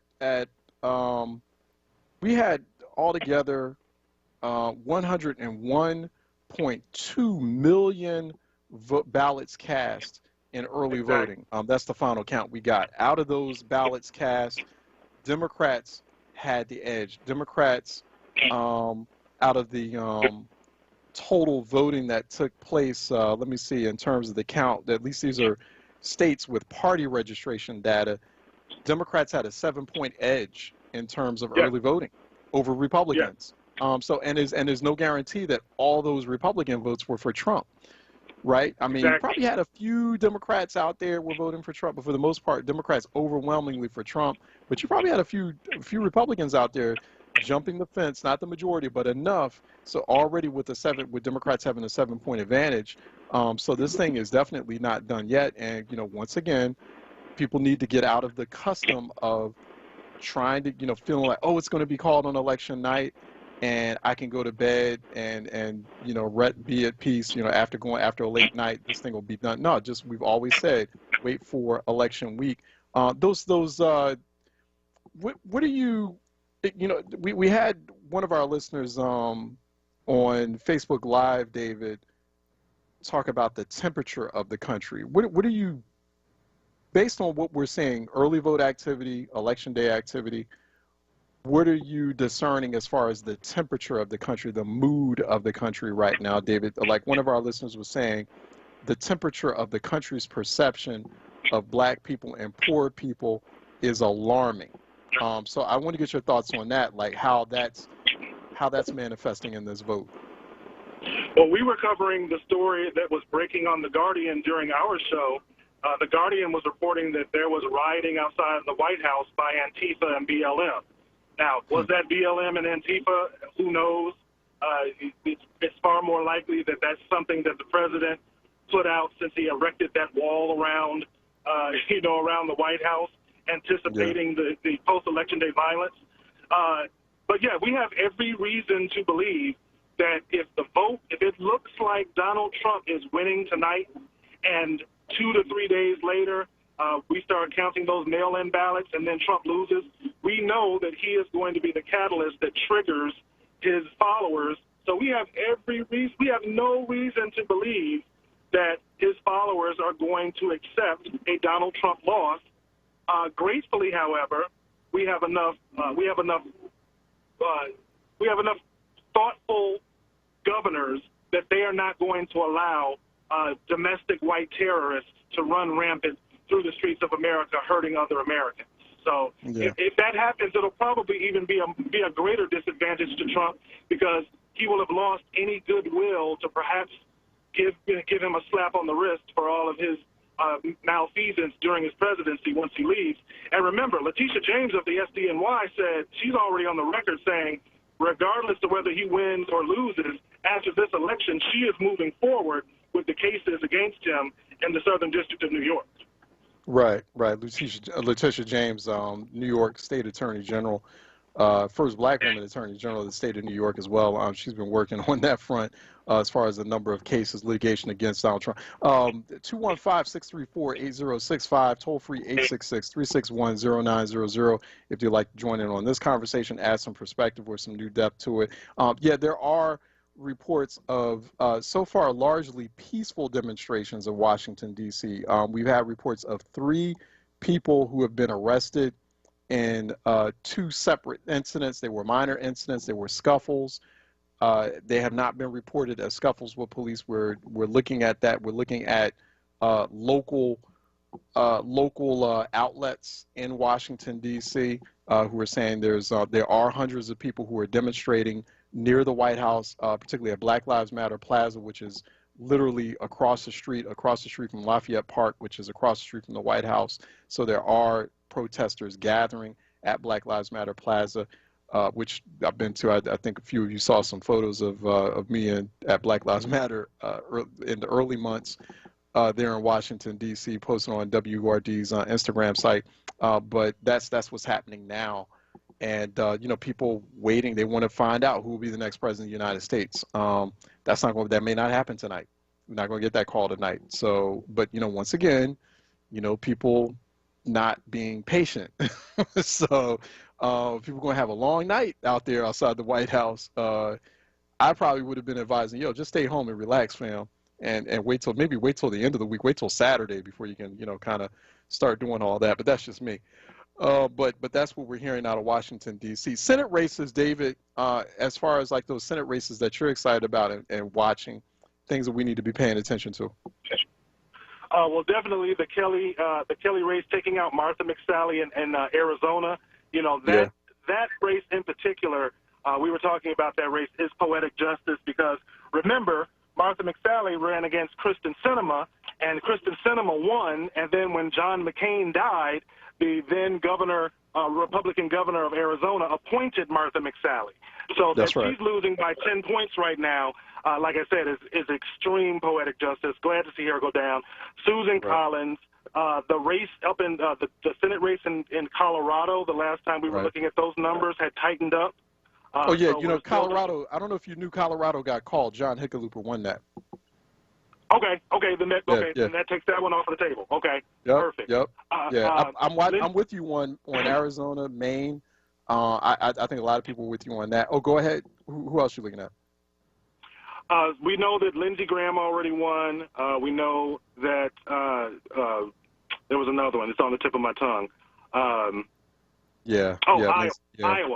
We're still that one was too close to call. I didn't call whether or not Joni Ernst was going to be able to retain that seat because in the last like 2 or 3 days it was bouncing back and forth within 2 to 0.3% of one another. So that's another one that we need to watch. And again, Joni Ernst at that last senatorial debate, when she got that question wrong about the price of soybeans, that doesn't resonate with most of America, but that resonates in Iowa. So I'd be very, very surprised if she's able to retain her seat. With just those, that would flip the Senate. I'm hopeful, and it looks like, according to the data, that the Democrats should be able to hold at least at 52 seat majority by the end of tonight. Yeah. We have South. I thank you for that too. About we did see that as I was talking to you. Lindsey Graham besting Jamie Harrison, sadly. Yes. So that didn't happen. I know there was a lot of hope there. 57% of precincts reporting. Lindsey Graham far ahead of Jamie Harrison at this point, 57% to 42%. So that call for Lindsey Graham. Also, Mike Espy losing his race, or at least projected to lose his race, his challenge against Cindy Hyde-Smith in Mississippi. 42% of precincts reporting. Cindy Hyde-Smith, the incumbent, besting Mike Espy 56% to 42%. So that's what we have there. Doug Jones already lost as well there in Alabama. So now we're waiting on Georgia, waiting to see a tight race between David Perdue, John Ossoff in one seat, and Ralph Warnock ahead by Kelly Loeffler by about 2 percentage points. And so everything's tight right there too. So we'll continue to keep a close eye on that. David, hey, listen, thanks for your time, man. Appreciate you this evening. So I'm sure we'll be talking to you a little bit probably next week, or checking in with you. We'll see if we can fit you in this week as well. David Seaton, WVO in Chicago. That's our partner station up there in Chicago, Illinois. I join them every now and then on the Buchanan Seaton show. I was with you. I was on your special election broadcast earlier this evening as well. So some great radio up there in Chicago, Illinois. Always a pleasure. Thanks so much, David. Be safe out there. You too. All right, we'll talk. Okay, let's take a break. So I always like David's election analysis and his breakdown, because then, he kind of brings a lot of this stuff back down to earth and crystallizes how important it is, once again, to be patient. Because we just had 101 million people early vote before Election Day. Those ballots have not been counted. Or a lot of those ballots there's tens of millions of ballots that have not been counted yet. And so there's still a lot to do. And so it's not, we said, hey, do not call this Election Day or Election Night. This is Election Week. Anyway, let's take a break. Phone lines are open, 215-6, because I know it's there's someone on here on Facebook Live who's like, Trump got it. It's like, no, he doesn't yet. Not yet, fam. Still a whole lot of ballots. People forgetting. This has never been a normal election. We just had 3/4, 73% of the 2016 combined electorate. All right, 73% of the votes cast in 2016 just early voted in the 2020 election. We had almost double the amount of early votes from 2016. So this isn't done yet. We still got ballots to count. This is not over till it's over. And so I think we have to keep that in mind and stop acting like this is, I've been telling people for months, this is not your everyday run-of-the-mill, regular election cycle. This is going to be very different. There's very high stakes, and it's going to operate differently. And we need to. And it seems like a lot of people have failed. Definitely people in the mainstream media space, but a lot of us out there still have failed to go through that reprogramming. That first of all, that deprogramming of instant gratification that typical election nights hold for us. It's not going to happen on election night. Just be chill and just give it the week. Give it the rest of the week. All right, let's take a break. 215-634-8065. Phone lines are open. 866-361-0900. I think we're going to have G.S. Potter is going to be joining us next, and phone lines are open while we talk with her here on on Word on Politics. 96.1 FM, 900 AM, wordradio.com, Word TV, Word app. Stay tuned. We'll be right back. Keystone First VIP Choice HMO SNP Dual Eligible Special Needs Plan has a 4 out of 5 star rating and is one of the highest rated Medicare plans in the region. Keystone First VIP Choice and you are better together. If you live in Philadelphia, Bucks, Chester, Montgomery, or Delaware County, and you have both Medicare and Medicaid, choose the Medicare plan that is working to help you get better care. Enjoy extra benefits at no cost to you with Keystone First VIP Choice. You get benefits like dental, vision, and transportation to and from your medical appointments. They also cover a fitness membership to a gym of your choice. $150 toward over-the-counter pharmacy items. There's no copay for doctor's visits. They offer a large provider network, a great prescription plan, dental coverage, and even eyeglasses. Plus, you don't have to wait for open enrollment. You can change your coverage every quarter. Keystone First VIP Choice. The name you trust, the service you deserve. Call Keystone First VIP Choice today at 1-877-686-1760 or visit KeystoneFirstVIPChoice.com. The Word Radio Newsletter, keeping you informed, engaged, and connected. Sign up by visiting wordradio.com. Scroll to the bottom of the page and type your email address under Connect with Us. You'll receive the latest information on Word Radio, messages from our president and CEO, Sarah Lomax Reese, exclusive articles and multimedia content, and resources. Stay informed with the Word Radio Newsletter. WURD TV. We're streaming live video of this conversation right now. Tune in on YouTube at onWURD or on Facebook at ForWord. WURD TV. Black Talk Media. Word on Politics. Anchored by reality check host, WURD national politics correspondent Charles Ellison. Right now on Word Radio. All right, welcome back to Word on Politics. Live election night coverage broadcast here on WURD. You're not getting this anywhere else but on the home of Black Talk Media, WURD 96.1 FM, 900 AM within Philly proper, wordradio.com, WURD TV, WURD app, obviously throughout the nation, throughout the world. We're coming at you live, broadcasting live. Joining us now is Dr. G.S. Potter, regular contributor, longtime contributor here on Reality Check WURD, also contributing editor for the bnote.com. It's our companion magazine, online, a hybrid magazine newsletter. The THEBnote, BEnote.com online, and she joins us by Skype here from Pennsylvania, actually. She's in Pennsylvania. She's on the East Coast with us, joining us by Skype here on Word on Politics. Doctor, what's good? We're hanging in there. How you doing? All right. I know you are. All right, good. What's your take on what's unfolding tonight? David Seaton just had him on a few moments ago, reminding us that, hey, you know what?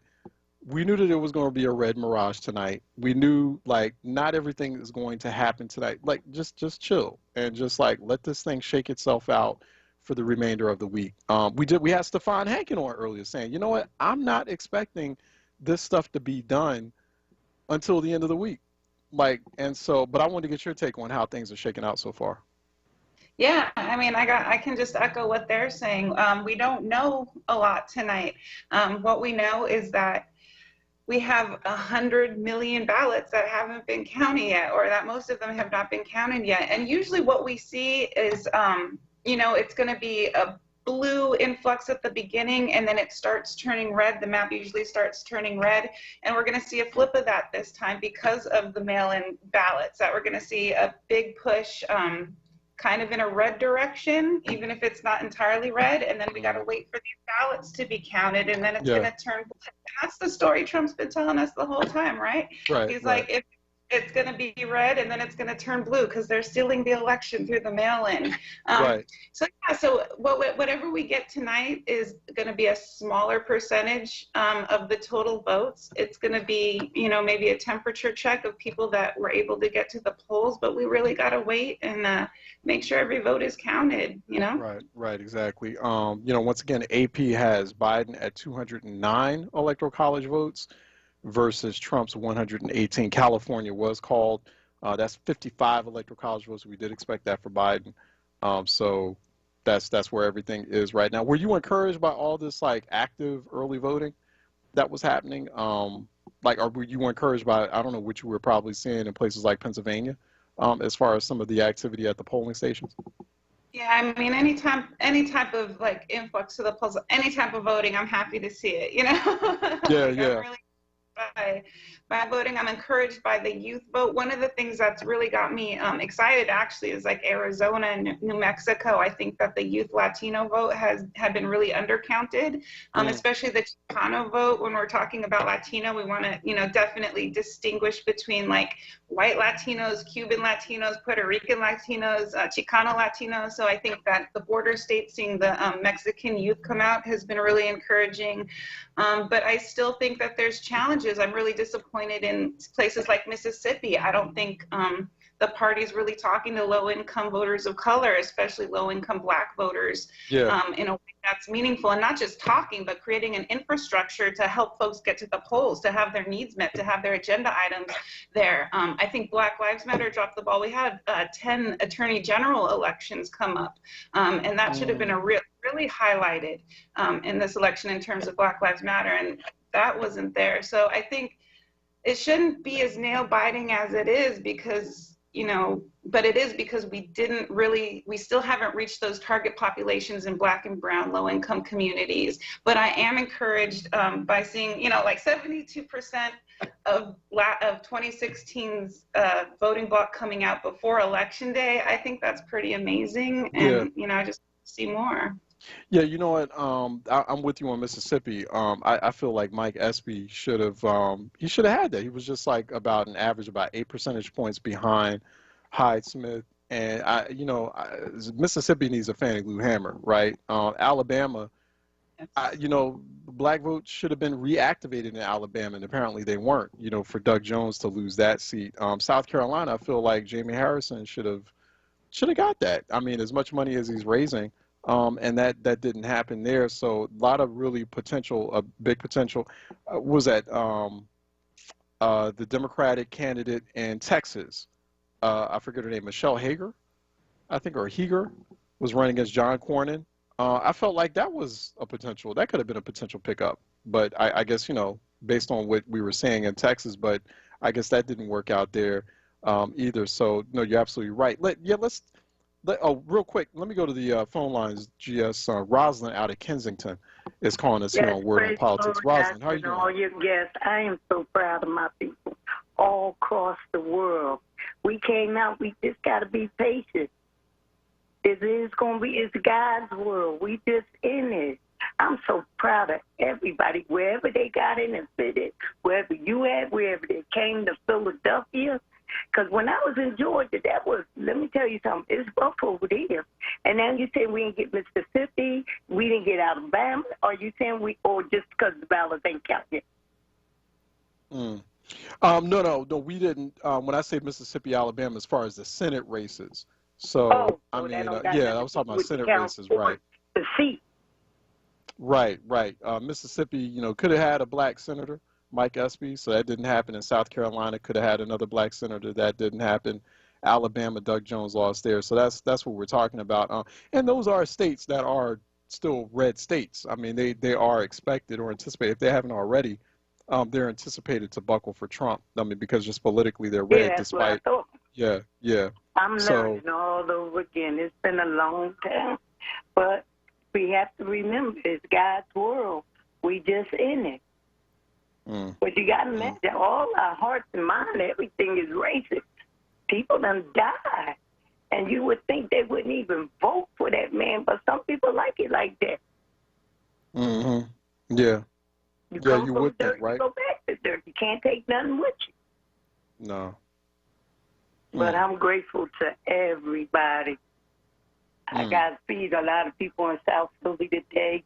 Donation, can't go to church. I listen to Pastor Waller, Miss Andrea. I love my WURD family. And I could get a lot of people down here in the Puerto Rican neighborhood, and I know them all. I ran Frankfurt when I was Kentucky Fried and McDonald's for 35 years. I know everybody. But a lot of the people did want to vote, and especially the rappers. What is wrong with them? All right. That's another conversation. We'll get into that at some point. I mean, it depends on how all this shakes out to see if that was effective. But I appreciate you, Ms. Rosalind. We love you back. Thanks for listening, too. Thanks for that insight. You want to respond a little bit to that, GS, too? And let's talk about, how the different – so I saw this election American Election Eve poll, Latinos voting or saying they were voting for Joe Biden over Donald Trump by a margin of 70% to 27%. Black voters going for Joe Biden over Donald Trump by a margin of 89 to 9%. Some of these Latino, the amount of Latino vote going against Donald Trump increased in 2020 compared to 2016. Are you surprised or not surprised by some of that? No, I'm not surprised. Again, I think that one of the biggest influx of new voters, again, is coming from the Latino youth. And they're, predominantly more blue, more left-leaning. They're also, again, I can't emphasize enough that when we talk about Latino, I don't think this is an actual voting block. Imagine if you took the Black community and then you increased Black, folks from the islands by 50%, that makes up 50% of the Black community. And then you added a third of white people. It just doesn't make sense. How people are forming into this Latino community, it doesn't make sense. Again, Cubans vote very differently than Mexicans. Mexicans vote very differently than Puerto Ricans. The youth vote differently from the elders. First immigrations vote differently from, or first generation vote differently from third generation. So when we're looking at young first generation and second generation Mexican voters, they're a huge voting bloc. They're your biggest Latino voting bloc, and they're showing up to the polls. I'm from a Peruvian family. I'm from a South American family. I'm mixed with everything, but a lot of it is Peruvian. We have Cubans in our family. They diverge quite a bit. But one thing we have in common is we don't like to see our kids being locked in cages. We don't like being told by white nationalists that we can't talk Spanish. We don't like the low graduation rates. We have the lowest graduation rates in the country, and a large part of that is because of cultural incompetency and racism in the classroom. We don't like that. So yeah, white nationalists actually attack brown people as well, and we're not stupid, and we want to fight against that. So I'm not surprised that we see an influx. What I am surprised though is that I didn't hear, you know, you brought this up on your show before in Reality Check. I didn't hear a lot about education, and that's a topic that would bring out the Latino vote. I didn't hear a lot about cultural competency. We're not fighting back on immigration in the right ways and hard enough. And again, we're not getting into the low-income communities that we really need to target if we want to bring in these literally like millions, tens of millions of Latino voters. So yeah, it's not a surprise. What's surprising is it is in a higher percentage. And what's surprising, again, is like these overlap issues like education. These are things that could bring black and brown voters out together, and we're still just not seeing the Democratic Party dig into that. Yeah, yeah. What is how does this shake out, you think, GS, as far as depending on who wins, or not? Well, if Biden wins, but if Trump is successful in cheating, I mean, let's just be real talk on that. What does that agenda have to be, kind of moving forward? So we got Biden, if we get that Biden presidency, okay, so what do those priorities have to be? How do we have to operate from that point forward? Or what's the contingency plan look like if Trump is able to hold on to power through the kind of manipulation that we're expecting as we get a little bit deeper into this? Yeah, well, I think one of the things we talk a lot about agenda, but we don't talk about leadership and we don't talk about organizational structure. And I think that conversation about rappers is one that really plugs into that. When we don't have a leadership structure and an organizational structure, like our pandemic, black folks, brown folks, our pandemic has been happening for generations. It has been happening since the start of this nation. And there's a leadership gap. Just like the white nationalist is handling the pandemic wrong, black and brown folks, our leadership is handling our pandemic of social justice wrong. We have a vacuum of leadership, and that's allowing folks to put people in that place, like rappers like Kanye, like Lil Wayne, like as if they know anything about politics or how to move forward in this environment. And let me stress that we're talking about lives. When we do, we as organizers and social justice reformers, when we do our jobs wrong, people die. Just like when the pandemic leaders do their jobs wrong and hundreds of thousands of people die in the streets, our people are going to jail. Our people are dying because we are doing the wrong things. How we're going about social justice is not correct. So we have a vacuum of leadership, and then we have a vacuum of agenda. We cannot agree on the agenda items. We need to get that going, and then we need to get our strategies going. Protest is not going to get us there. Social media likes is not going to get us there. We have to think more strategically, especially during a pandemic, in a way that targets people and places that we need to target to get our agendas going, but that also keeps our people safe. And that's not happening. So we have this three-tiered process of leadership, organization, and strategy.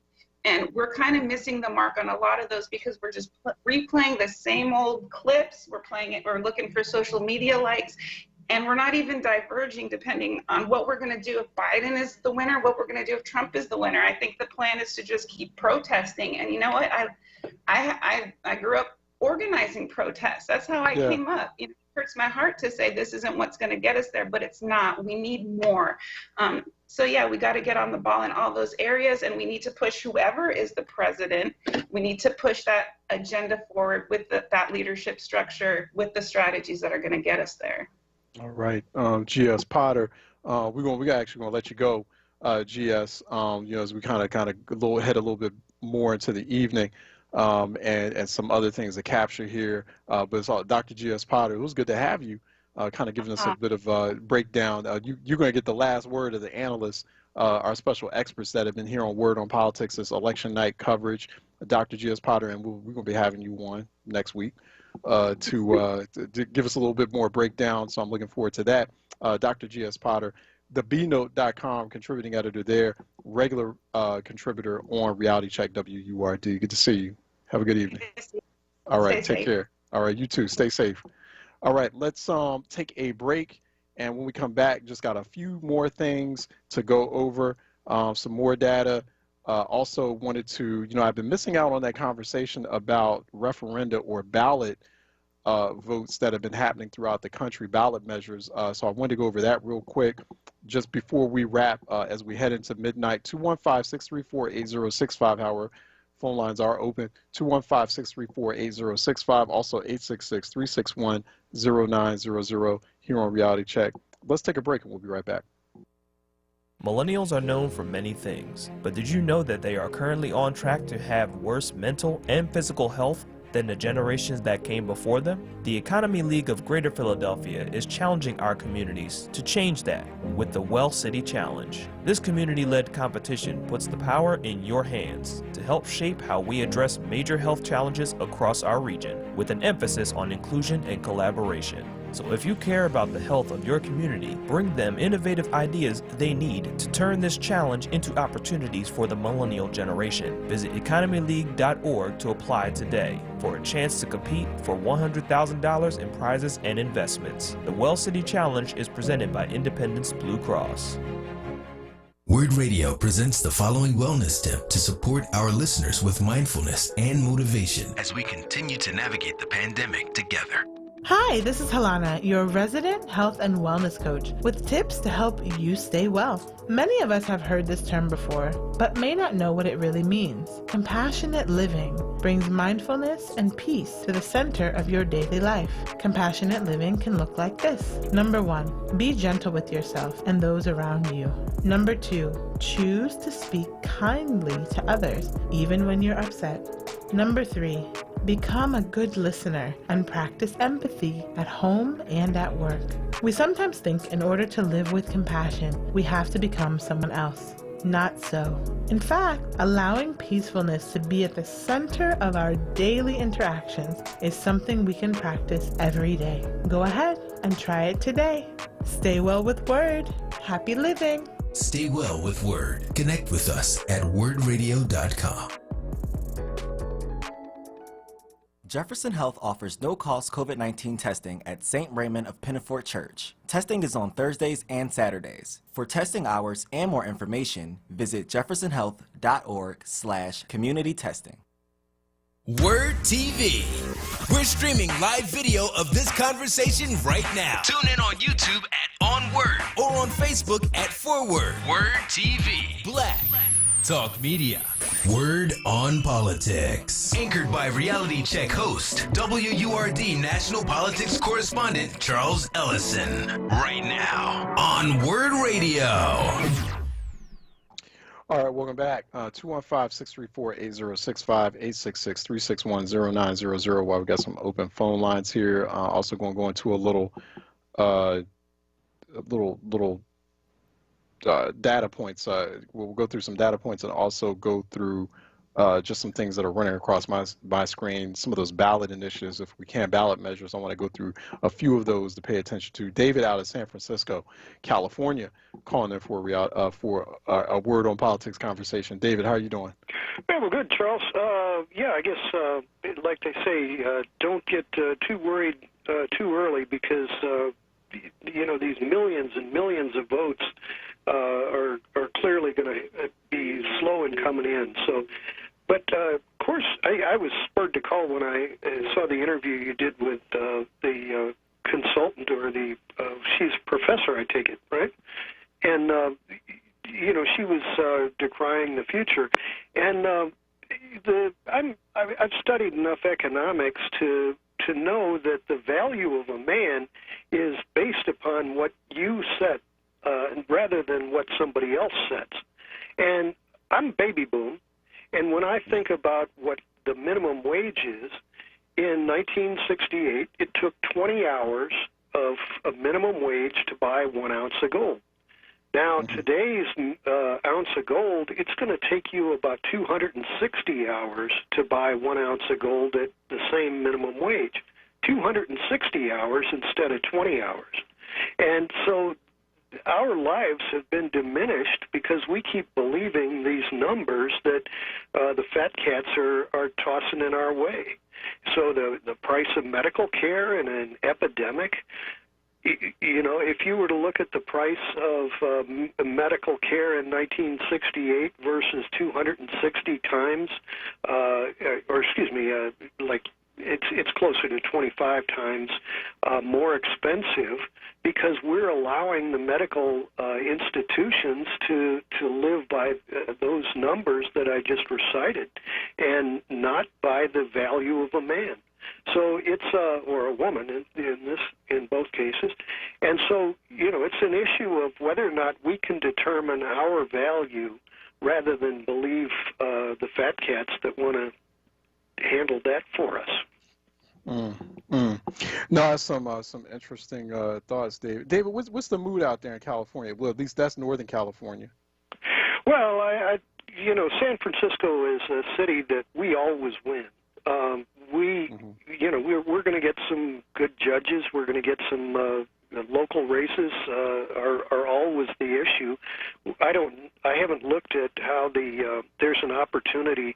If you've paid attention to California politics for the last 30 or 40 years, there was a thing called Prop 13, where the richest landowners were still paying taxes based upon 1970-something standards, and there has been no property tax increase for the biggest corporations in California, and so there's an opportunity to get that squared away, and you know, so there's always a movement to you know, with our referendum system, we can put things on the ballot. And in fact, this is, you know, for other listeners that are voting activists, put something on the ballot that you're going to want to vote yes for.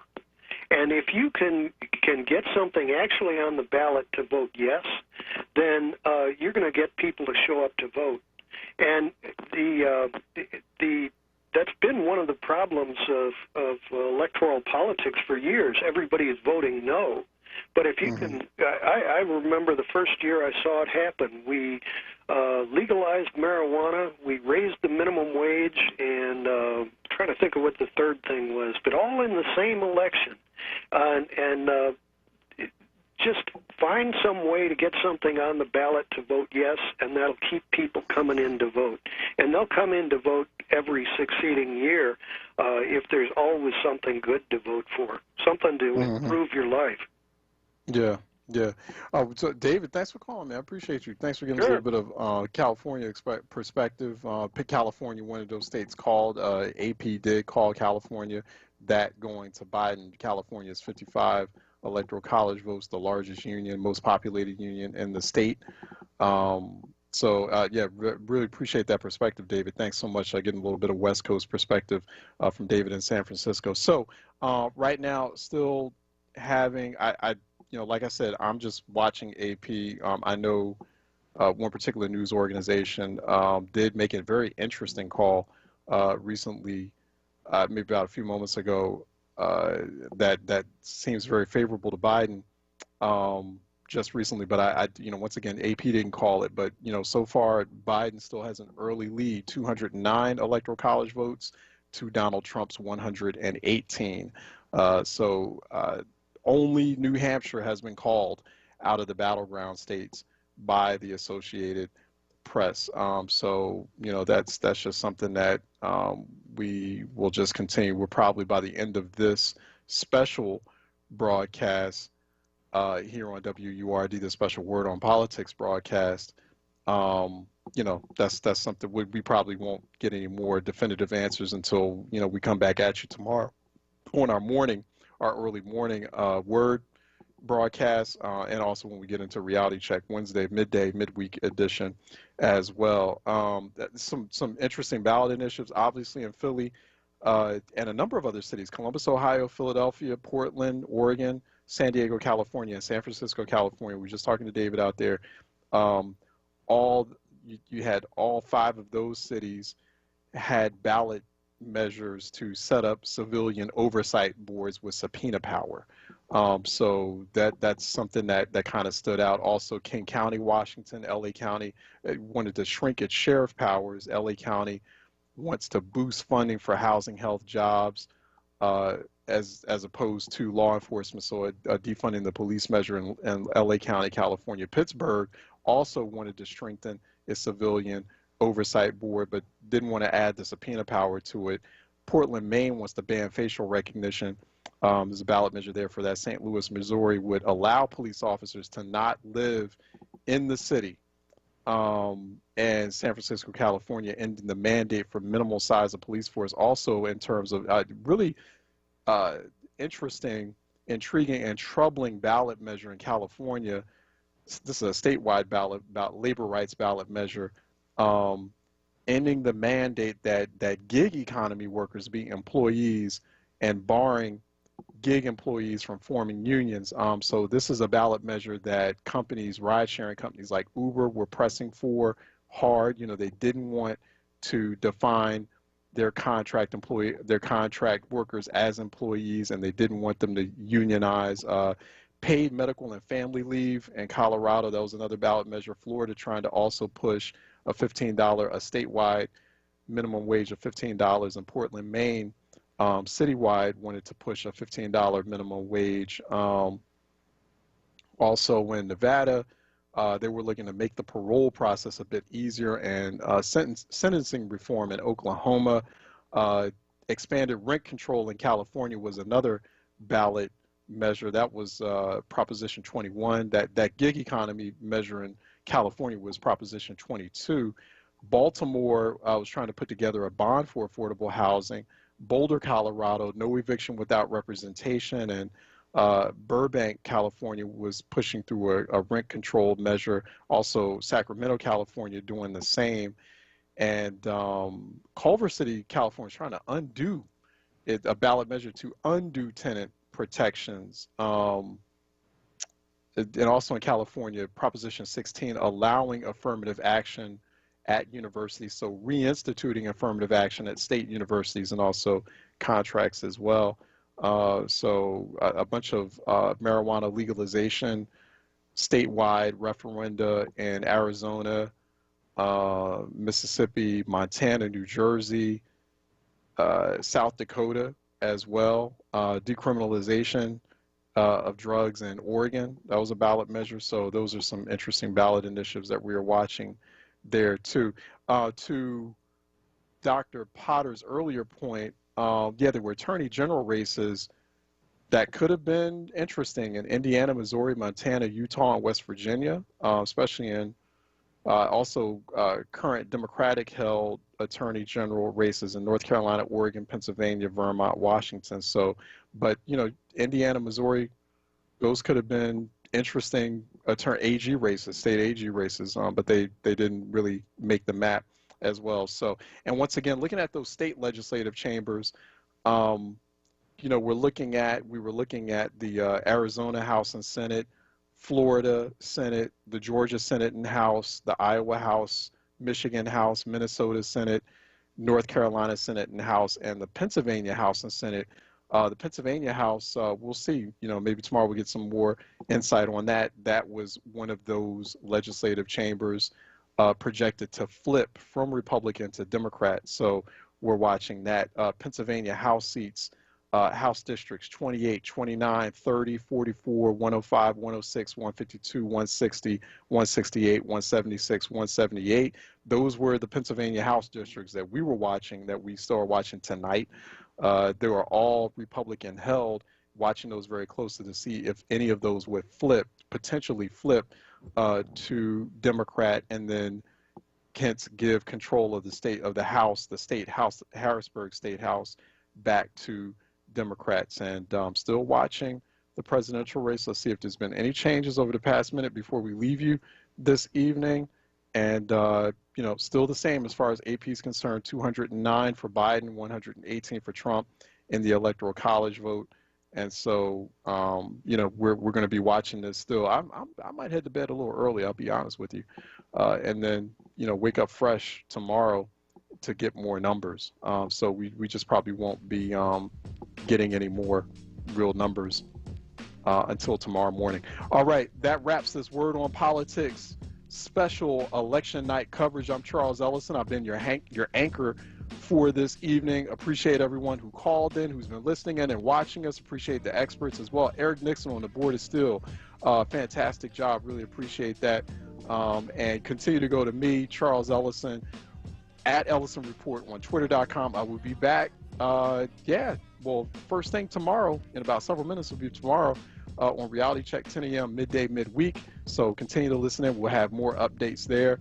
Everyone, continue to go to #WordOnPolitics as well. Everyone, have a good evening, and please stay safe out there. All right? I'll talk to you later on. Have a good evening. Take care.